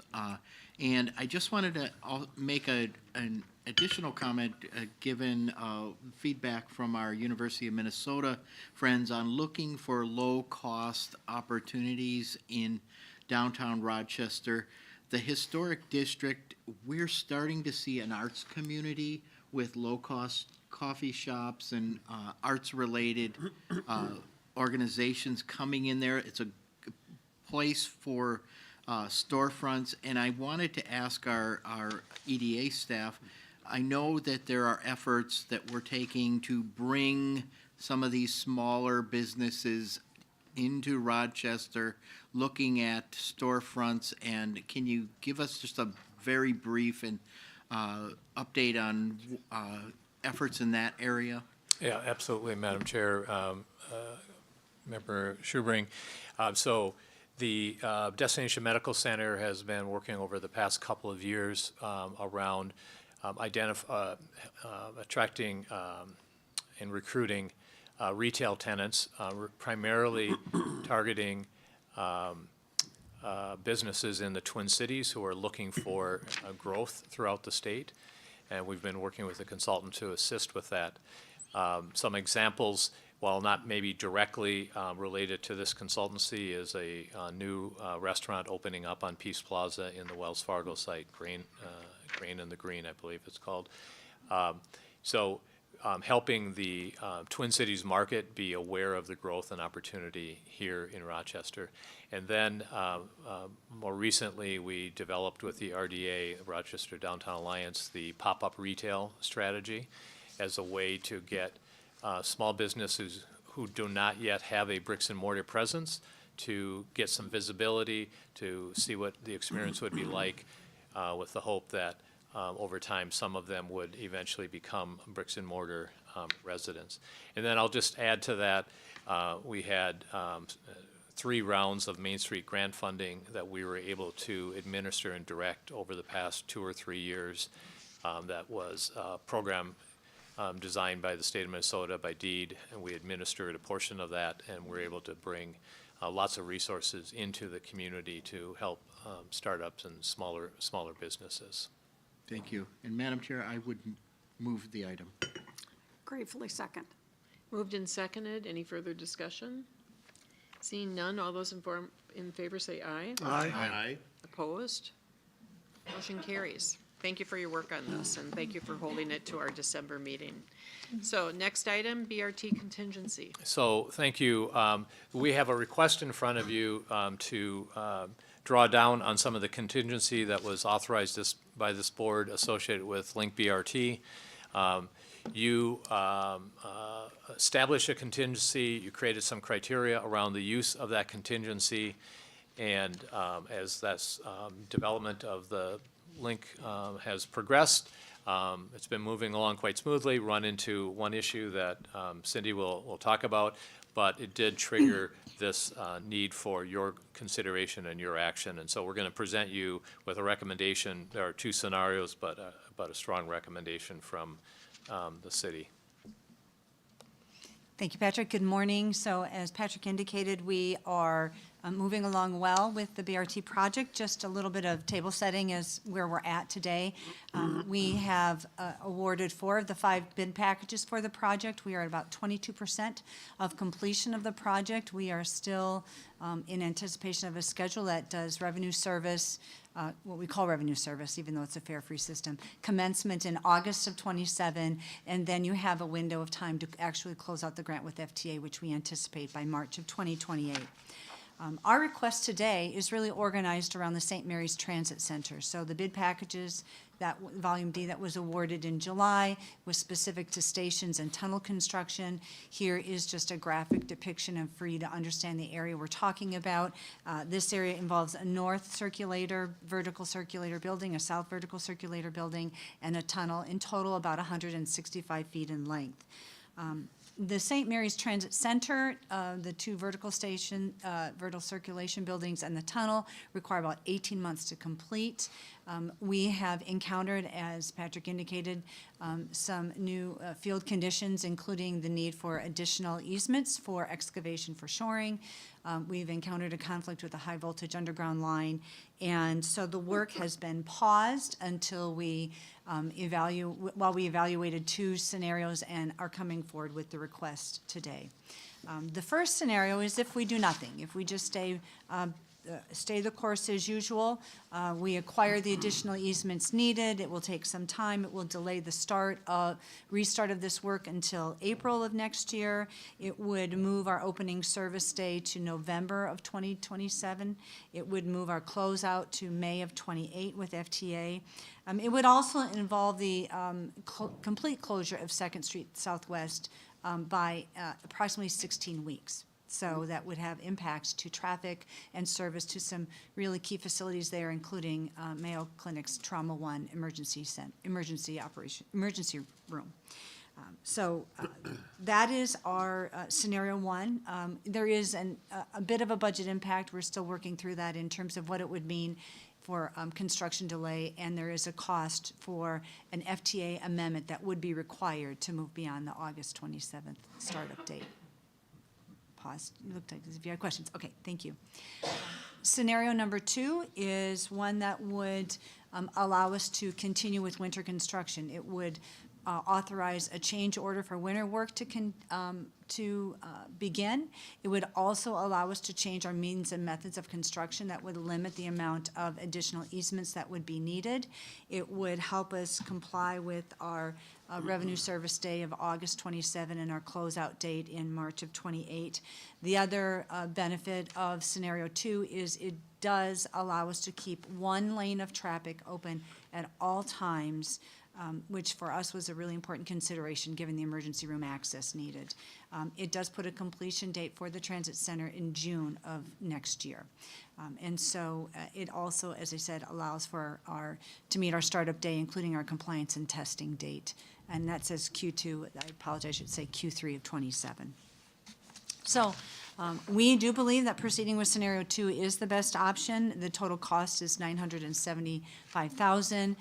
As was provided, there's sufficient contingency in the contingency fund to support this request, and so we are respectfully requesting that you authorize under your contingency criteria the one-time support of the $975,000. I'll just note that this was also reviewed by the EDA board and comes with recommendation for this scenario from the EDA as well. I always appreciate when you're given two scenarios and one of them is really unappealing. Yeah. It makes the decision so much easier. Yeah. Choose that one. Having said that, I will say that given the history that we've had on this project and, you know, our bid history, it is highly surprising to me that some of these conditions were not identified prior to the bid process. And I'm not asking for a comment. I prefer actually not to have a response from you, but I would imagine that would be something that whoever your consultants are, that you're having a follow-up conversation with them. So why don't we get a motion on the table first? I'll move approval. And is there a second? Second. Additional comments? Yeah, just Member a Williams? question. So again, I'm supportive of the action. What percent, so this is about 4% of our contingency budget. How far along are we in the project? We're about 22%. Okay. Thank you. Other comments, Member Schubring?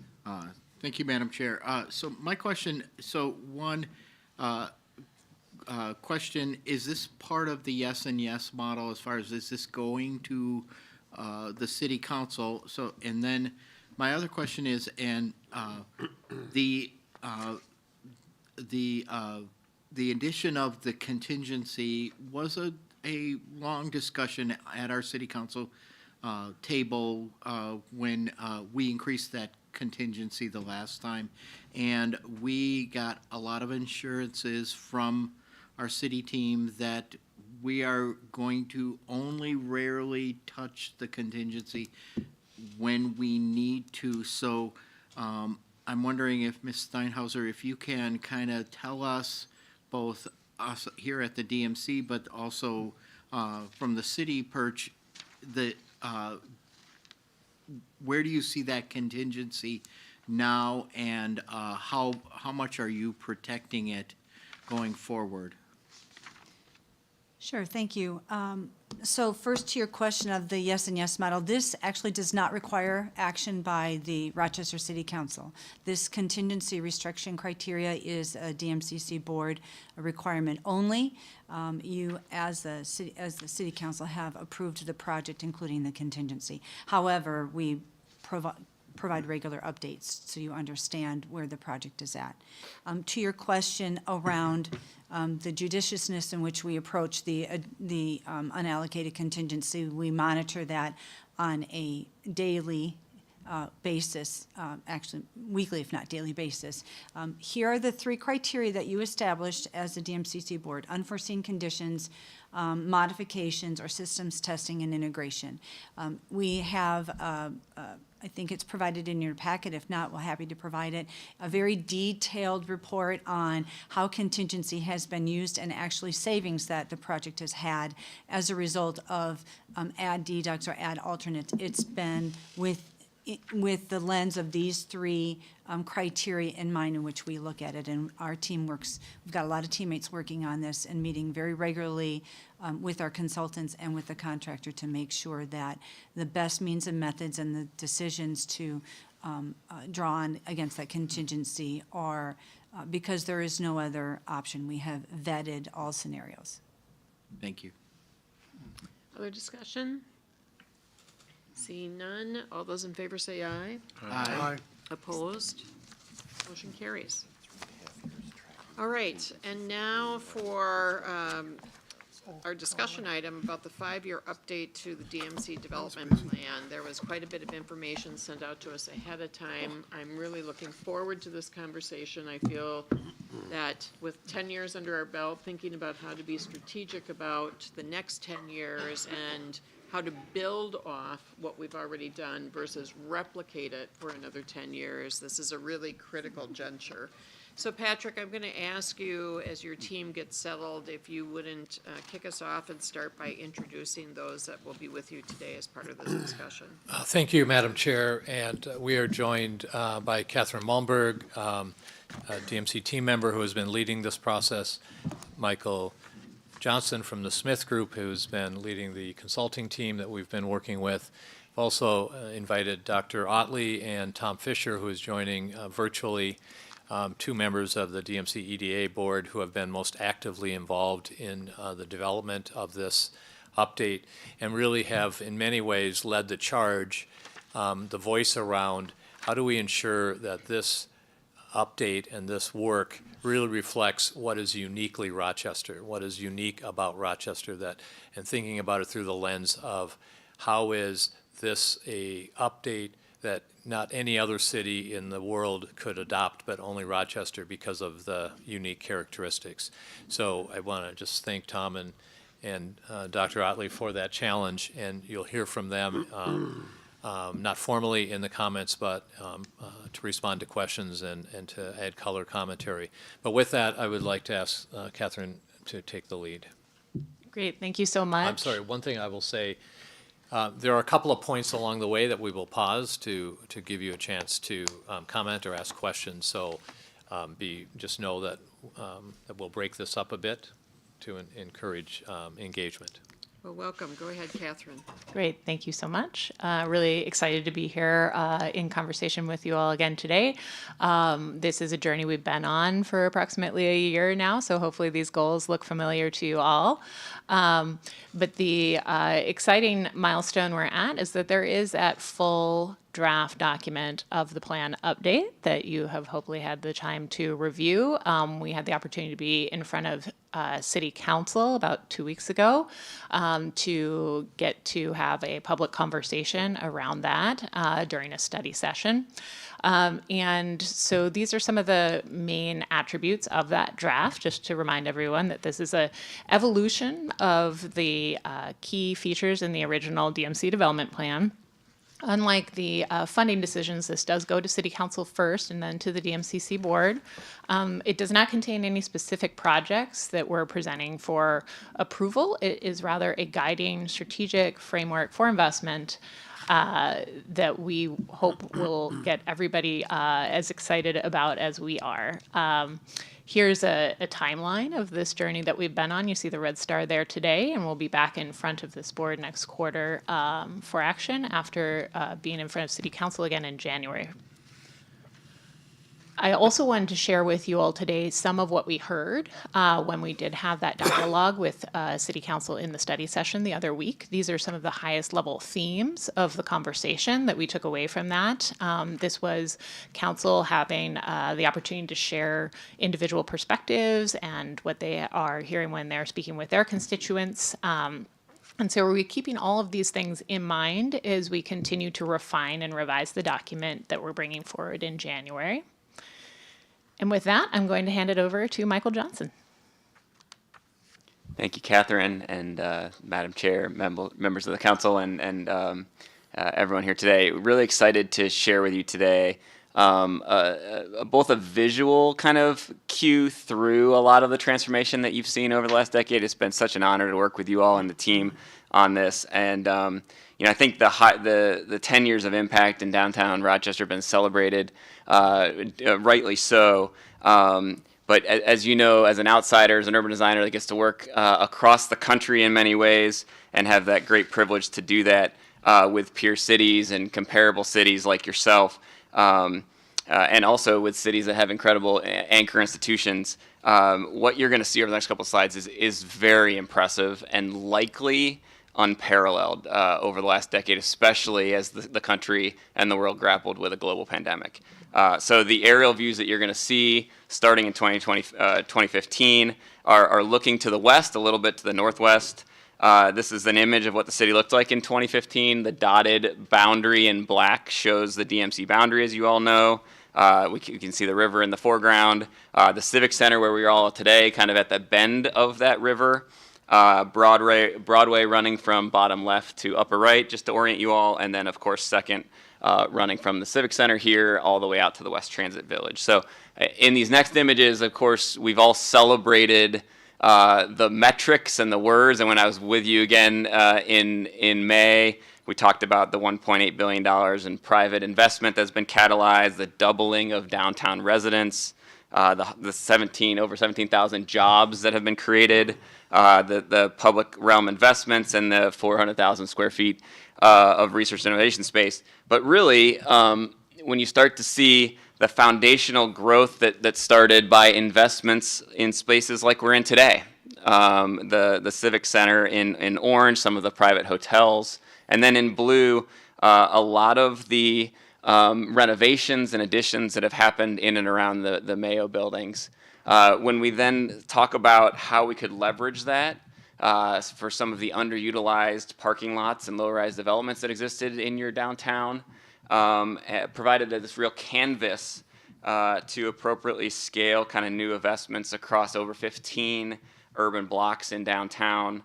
The colors here that you see on the screen are aligned with the core areas that were as part of the development plan identified in the state statute. So a lot of the livable community aspects and residential investments in yellow, health and wellness in dark blue, some of the learning environments in light blue, research and technology in purple, hospitality and convention in orange, and then sports and recreation in green. I think it's important to note again, how impressive that is, but also to realize that this was all built upon an investment in infrastructure that quite literally has been unparalleled by your peer and even your aspirational peer cities. Over 70%, Catherine will get into this a little bit later, over 70% of the streets have been upgraded in light green. You all are aware of that as people that traverse those streets every single day. And then, of course, the new state-of-the-art BRT line that we just talked about in purple with those important nodes. And then, it's subtle here, but I think equally important as it relates to the vibrancy, the red dots that just added to the screen, nearly 15 new retail dining and entertainment venues activating the core of your downtown in a new and exciting way. But this is only the beginning, right? So this is a map that fast forward to 2035, 10 years from now, and starts to contemplate, it turns all of those built investments into a green color and starts to contemplate the things that you've already certainly made approved investments for in orange. It also starts to highlight the critical investments of Bold Forward on Bound in blue, and then also starts to talk about in yellow some of those unbuilt but planned elements that could be part of the future if we choose to act together as we move forward. And so as I pass it over to Catherine to talk about some of those things, I just want to transition by emphasizing how important this moment is. The progress you've made has positioned you to make these critical steps moving forward. And the partners' investment of Mayo, the unprecedented kind of market confidence that you're seeing supporting some of those things that is not happening in other cities across the country. Of course, the accelerated healthcare growth, both locally and nationally, the generational investment, what we just heard about, the growth at the University of Minnesota in Rochester, all kind of form this foundation as a time to act boldly. I think it's important to note that your next choices will have an outsized impact, but none of that guarantees transformation, right? Focus, partnership, a values-forward approach. I think it's really the time, as you'll see over the next couple of slides, to lean into your strategic focus as America's City for Health. Emphasize those, as Patrick keeps emphasizing to us, those unique, only in Rochester assets that make this place special. There is quite simply no other city that combines Mayo's scale of medical excellence and innovation in a city of 125,000. It doesn't exist. And I live in one that's pretty close in Ann Arbor. But more importantly, the cities that can bring together the intentional, aligned, collaborative commitments, lead with mission and values, are the ones that will leap forward. So keep dreaming, keep innovating, and keep bringing the best to work with you, because the city deserves it, your citizens deserve it, and I will tell you, the rest of the country and the rest of the world is watching too. So with that, I'll hand it back to Catherine, and look forward to your walking through the slides. Wonderful. Thank you so much. This is one of the moments in which we'll pause and then move into why we think this is the right moment for these strategic priorities. I don't know if we want to move forward or if there are any. Just a quick question, just on, did you say 70% of the streets, is it in the district or in the city, have been repaired or redone? This is my inner public works geek. Yes, that's right. Right. In the downtown district, Yeah. yes. And that includes the work that we know is coming in the next 5 years, so it's not all Oh, that complete includes yet. it, okay, I was gonna say, so there's light at the Yeah. end of the tunnel. Yeah. Right. Oh, you're looking at it from the opposite, yes. Yeah. The glass is half Thank full. you. I just have a question. Remember time. I think I heard you say that the population in that zone has doubled in the past 10 years. Did you also say what the projection is over the next 10 years for population? We did not. We do have detailed population projections that we've been working on with the collaborative process at the Coalition for Rochester Area Housing, and we're relying upon that study that was completed by Maxfield for those projections. I don't have those exact numbers in front of me, but we are anticipating a similar pace of growth going forward, yes. Just to pick up on that, it wasn't necessarily said explicitly in the last presentation by President Cunningham and Chancellor Carroll. They anticipate as much as 1,500 new housing units for student housing. So when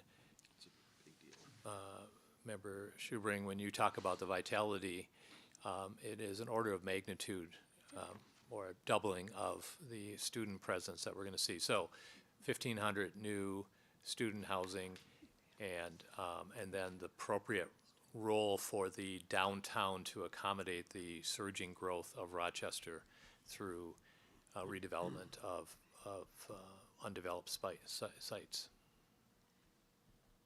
Great, proceed. Great, thank you so much. So I think what we see from this sort of foundational progress here, the question is not really can we grow, But how do we ensure that this kind of once-in-a-generation convergence produces a downtown that really benefits everyone, that's a Rochester that can lead globally in health innovation while also becoming an even better place to live, work, and build a future? And that's why we think the moment is right to move from opportunistic development into strategic intentionality. So looking back at the strategic priorities that were set in the original DMC development plan for the sort of, first things to tackle, those were geographic priorities. They were heart of the city, Discovery Square, and transportation. Building upon that in 2020, there was some refinement there that said, double down on Discovery Square. This is the economic engine. We've now defined the BRT corridor, so let's move forward with BRT, and we know we're doing that. And then added in the riverfront and small business support as additional really important priorities. And then what you're seeing in the current update is really moving from this idea of America's City for Health as a tagline into a competitive strategy. So we've kind of shifted as Council President Schubring brought up in the City Council discussion from more of a geographic set of priorities into a more strategic set of priorities. And so these look hopefully familiar to here. We're using a little bit refined language from the last time we were in front of you, but they remain the same. Accelerate health innovation, design for well-being, and drive purposeful growth. So I'm going in this next section of the presentation to go a little bit deeper in each of these, and we'll pause after each one. And I think this will hopefully be a great chance to have some dialogue around these. So when we're talking about accelerate health innovation, why does Rochester have such a unique opportunity? There are many different aspects of the data that we've been analyzing around the Rochester community. And so I've picked one here to highlight today. And that is that if we could think about the market capture of the healthcare GDP in Rochester, which is far and above the next highest GDP per resident in the entire country. So it's double the next one, and it's 5 times the average across the country. So we know that that's a dominant anchor and a part of the economy here. But what if health innovation could match that market share? What kind of future potential growth could we see there? And we heard earlier in today's presentation, this is a slightly modified way of thinking about that same diagram that my colleague Michael Flynn showed you earlier, but it's really about building that ecosystem. So if it's Mayo Clinic's global reputation that's drawing the researchers and clinicians to Rochester, how are they transforming those discoveries into companies that grow here? And that's really all dependent upon this ecosystem strength. They have to have access to capital, talent pipelines, global networks, shared lab capacity, all of the great things that we've been having dialogue about over the last several meetings. But this is a one-of-a-kind advantage. No other city can replicate that. That proximity to Mayo's clinical expertise, their patient population, research enterprise, that advantage can only become economic impact when we're intentionally connecting discovery to commercialization.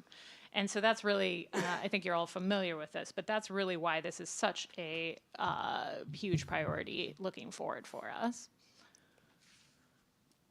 So secondly, back to that statistic that caught the public works people in the room's eye, this is just a screen capture here of the GIS system that our public works team is using. More than 71% of the streets in the district will have seen construction by 2030. And that's really a remarkably short timeline and really sets up a great opportunity to do a level of coordination that when you're spreading a similar type of investment, typically over about 50 years, you can't really do it in the same way that we could now. So the question is really, what if every street, building, public space was designed to measurably improve human well-being? So could downtown Rochester's infrastructure really embody health at every scale? And what would that look like? I think it would be complete streets that prioritize multimodal transportation, shade trees, traffic-calmed corridors, connecting to an expanded trail network that reaches every neighborhood, workplace, and school. It also looks like active public spaces that invite people to comfortably stroll, linger, and feature green design principles, native planting, stormwater management that doubles as gathering places, air quality monitoring that informs real-time decision-making. The buildings meet rigorous healthy building standards with maximized natural light, advanced ventilation systems, ground floor activation that really fosters and encourages social connection. The transit infrastructure includes climate-controlled stations, frequent service that connects residential areas and employment to entertainment, and first and last mile solutions that make car-free or car-light living practical and appealing.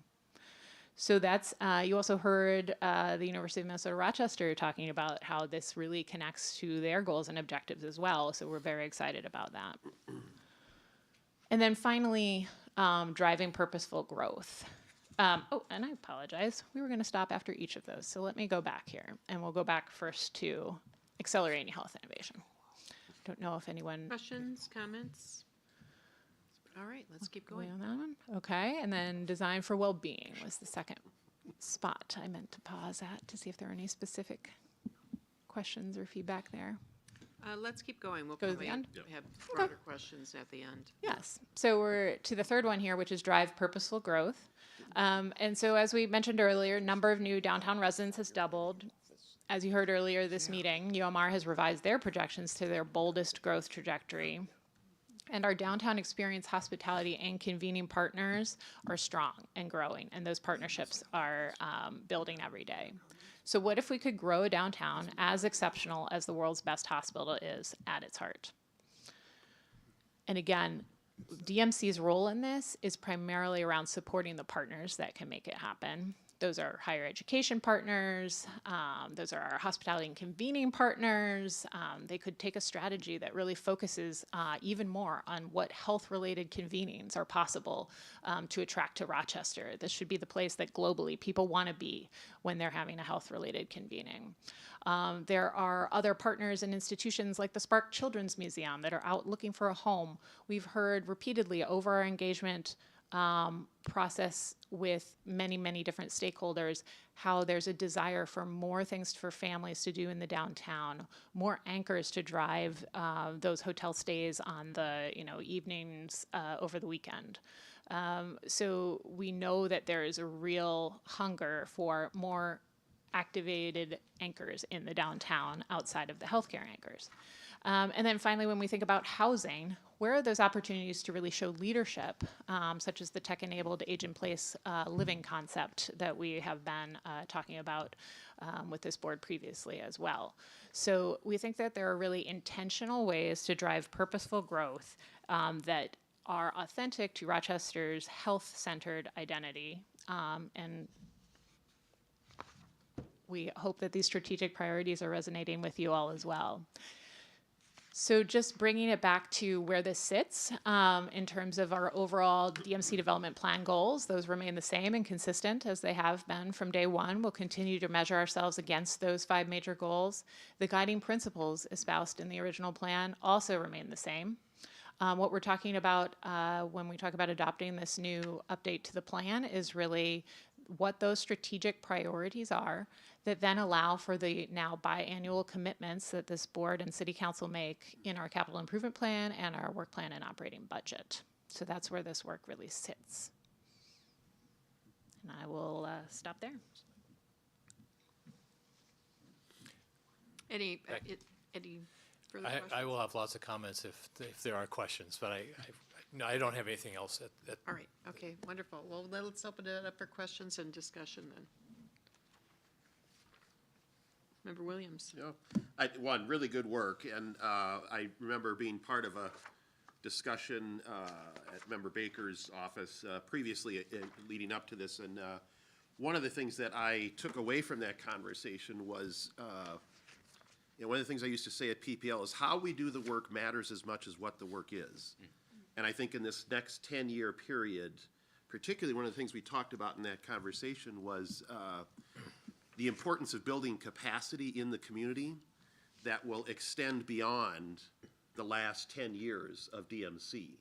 And I know we don't have a lot of soft dollars to accomplish that, but the example with UMR, right? That's the way that we handle that and support that and build out that partnership matters, because that's going to be something that's going to last well beyond the DMC next 10 years. And so I just think really being mindful of that. I love the work that you all have done around engagement, co-design, inclusion, and bringing other folks into the work. Those are the kinds of things that will build longer-term capacity in the community that will outlast the infrastructure investments. So it's just how the work is done matters as much as what the work is. And I just think looking forward in this next year, I see a lot of that here. So nothing specific to a particular tool or strategy, but just a general observation. Thank you. Member Norton? Yeah, I'll just say, and we've talked about this several times because the city council's heard some of this, but I'm really excited about the next 10 years and what this whole plan is outlining, because it is who we are, and it's taking who we are to a different level. It's expanding and expounding on the things that we already do well and helping us do them in a different, more innovative way for the future. So I'm excited about that, and I would just say this past year I've had a lot of travel around the world. Part of that's been related to sister cities, but while I'm there, I do presentations about our community. I've shared a version of this presentation and others, and there is huge interest around the world in Mayo Clinic and in what we're doing with DMC. And that was kind of an aha for me, because we're doing it, it's part of what we do every day, but when you talk about what we're doing, the realization from other communities about, wow, you guys are all investing in your community in a partnership, which frankly around the world, not everybody has those same kind of partnerships, right? And we do, and they're amazed at it. And so my hope is, throughout a lot of year of traveling, we are probably going to have some visitors from some of the countries that I've stopped at, and that Mike Flynn has stopped at, and that whoever has done the travel or made those relationships, just like biolabs, we're going to see that interest here. And so we are planning for that, and that's what's exciting to me. We're not just sitting back and hoping somebody comes to our door. The work of Patrick, the DMC EDA, and Mike Flynn's work, along with what we're doing in the city, I think will create that synergy that we need for those folks to start really coming here and not just hearing about Mayo, but actually coming to be a part of DMC and the City of Rochester and Mayo Clinic as well. So I'm excited for the future, and I'm really excited for this plan, and thank you all so much for the work that you've done pulling this together. Member Schubring? Thank you, Madam Chair. Picking up on Member Williams and Member Norton's comments, and also getting back to our commendation of Member Campbell, we've really seen a maturation of the partnerships that we have here in Rochester, the 10 years of DMC coming into that environment, and at the same time that DMC has really built those partnerships, we've seen organizations like the RDA really mature, as well as at the City Council, we heard on Monday an exciting presentation on the past year of Experience Rochester and the way that the team there has really built that organization out, basically taken it out of a hole and made it very exciting. And a little plug, we have Bob Dylan coming to Rochester in March, the only place in Minnesota that he's coming to. So exciting things to come here. So, and the Housing Coalition and others. So we really are a well-oiled machine when it comes to partnerships in this community, and DMC is a really big part of that. And so I do have a question at the end of this, that I am very excited about the concepts, the strategic priorities, accelerating health innovation, design for well-being, and driving purposeful I can't growth. read it. Growth. Purposeful growth. And my question at the council was, I think that's really the approach, but we really have to make sure that how do we translate that to the bricks and mortar, the geographic priorities as well, how that translation happens and accomplishing that. But I'm very excited about where we are and just excited to be a part of it, and hope I don't mess it up. All the good work you've done for the last 10 years. Great confidence in you. Yes. Thank you. Member Campbell, did you have a? Well, I recall the meeting that Doug Baker and Paul, and I think Tom was there in the Twin Cities and when we talked about, you know, the last 10 years and what we do. And the one thing that I remember leaving that meeting was thinking that, you know, we should learn from others that have had similar kinds of experiences, because this is a company town.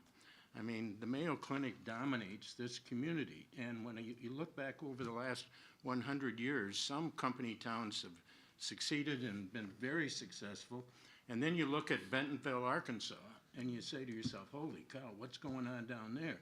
And so I just think we shouldn't do this in isolation. We should think about who else is out there that's experiencing similar kinds of things, and we should learn as much from them as we possibly can. And I agree. I'm totally signed up for where you're going. It's the right way to go. Member Beckman? Chair Patrick, and team, I'm really grateful in the purposeful growth section that it distinctly calls out affordable housing. And I was looking at the livable communities part of the core area and sort of the breakdown of buildings that have happened and the number of units. And if you could just talk to me about how are you thinking about promoting affordable housing? I mean, I get the idea of you have greater supply, then the cost possibly goes down. But there's other levers that we can pull as both the city and a county and I think the board. And so if you could just speak a little bit to the affordability and the intentionality for the next 10 years. I'll just take a shot at that, Chair Wheelock, Member Beckman. So the housing system in the United States is broken. 100%. And we are part of that system and victim to it in many ways. I think the council member, or rather Member Schubring brought up the Housing Coalition as an example of capacity that has been developed here in Rochester to bring together Mayo and DMC and the City of Rochester and Olmsted County for solution finding, for strategies.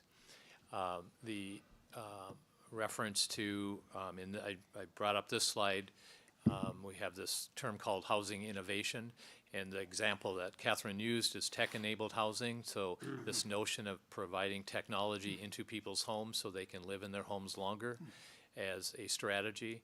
At the city council meeting recently, council members talked about ideas that they've been hearing about around rent opportunities for renters to earn equity in their housing. So so as they are renters, they somehow develop equity. And Councilmember Miller, who brought that up, is coincidentally in the room.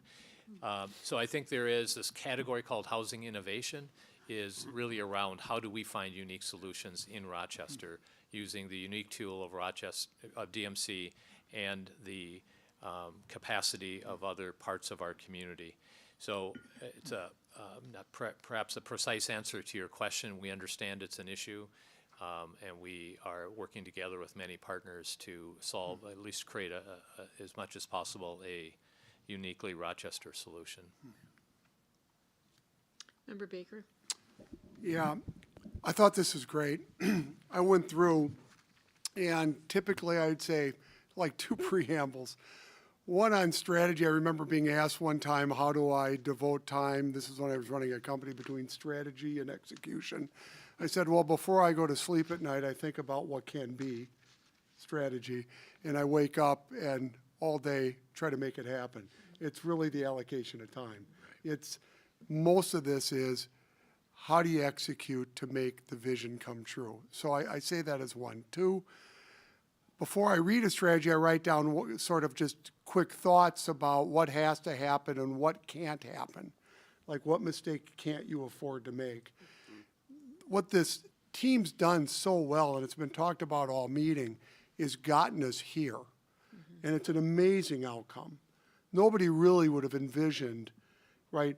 How do you set the stage so Mayo wants to continue to invest and continue to make this, if you will, the center of its universe? That was the whole mission. It's happened.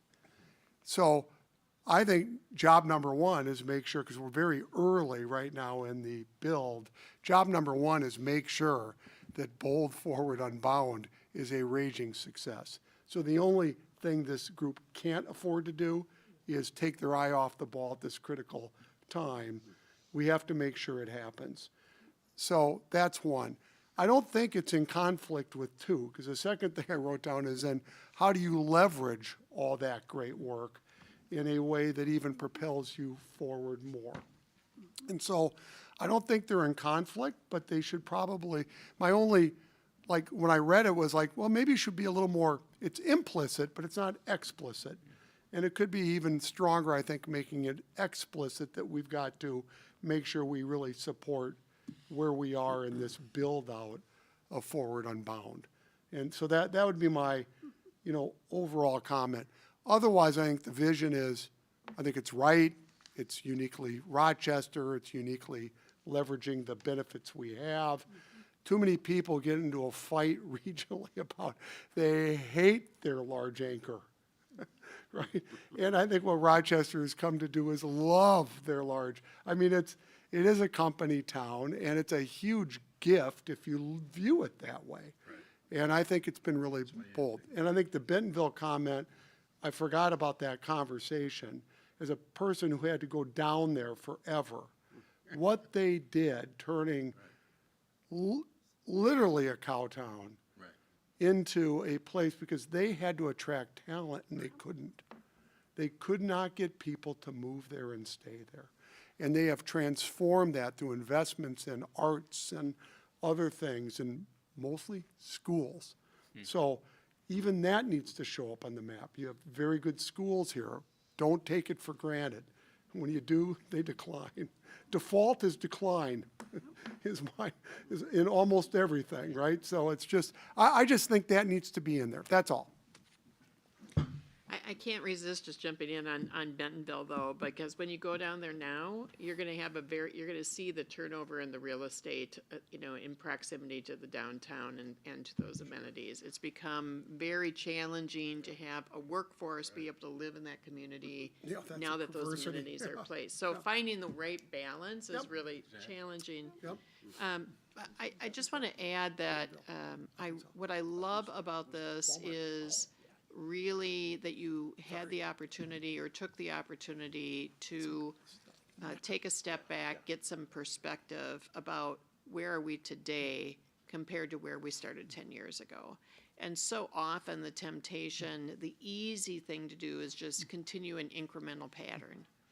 And I really appreciate that you paused and said, what will make this really impactful? How do we really take advantage of the next 10 years and the resources that we have, and what will have a lasting impact on this community in a way that really is reinforcing the brand that we seek to have?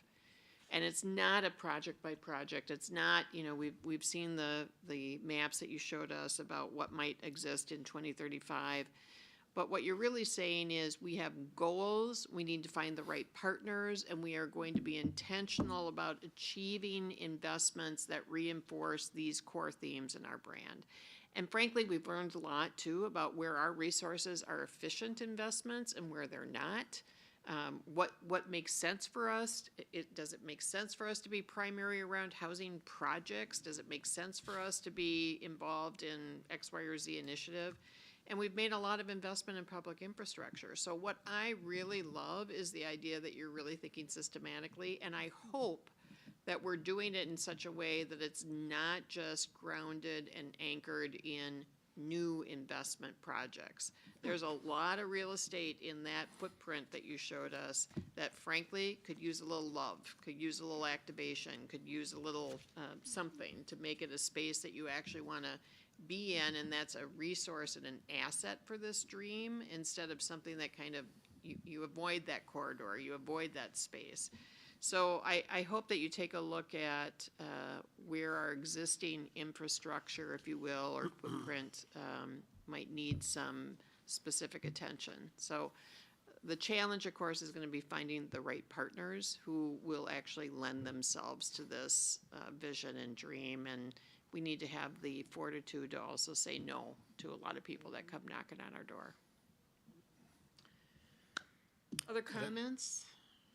I just want to make sure if Dr. Otley has any additional comments, or Tom Fisher to offer that as well. Tom, would you like to make any observations? You're our design expert by far. Tom, I see your fingerprints all over this, so yes, I'm thrilled, but please take advantage of the opportunity. Well, it's been an honor and a real joy to work with this team on this.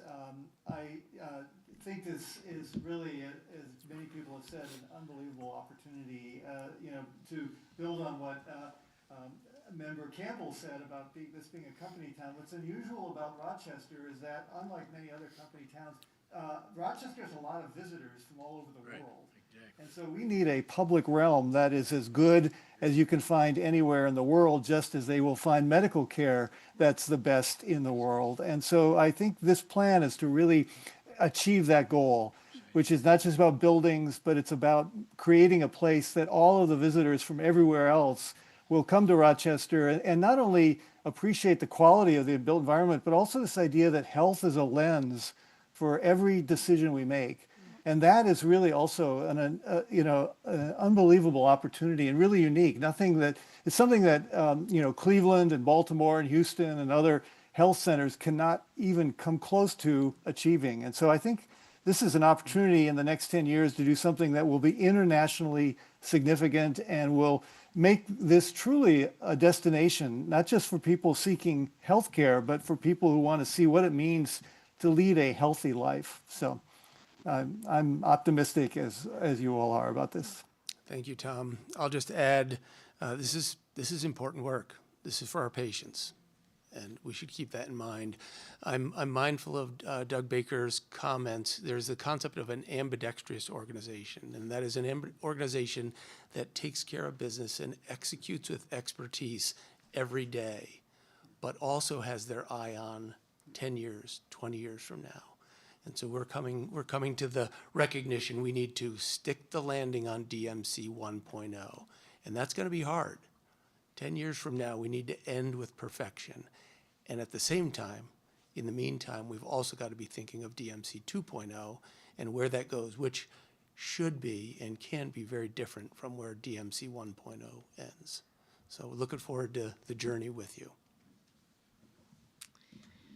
All right, thank you. So we'll go back to the agenda. I see no other comments, and we know that we will live with this for the next 10 years in a very real way. So we're not closing the conversation. We're just moving on with the rest of the agenda. So we do have several information updates in the board materials as well. I think in the interest of time, we're not going to have the opportunity to discuss anything, but should you have any questions about that, please feel free to ask either me or Patrick after the meeting if there's anything that popped up there that you have a curiosity about. And so our next meeting is Thursday, February 5th, here at the Civic Center. But with that, I'll take a motion to adjourn. So moved. Second? Second. All those in favor, vote aye. Aye. Opposed? All right, we are officially adjourned. Thank you very much to staff and presenters. Very good meeting.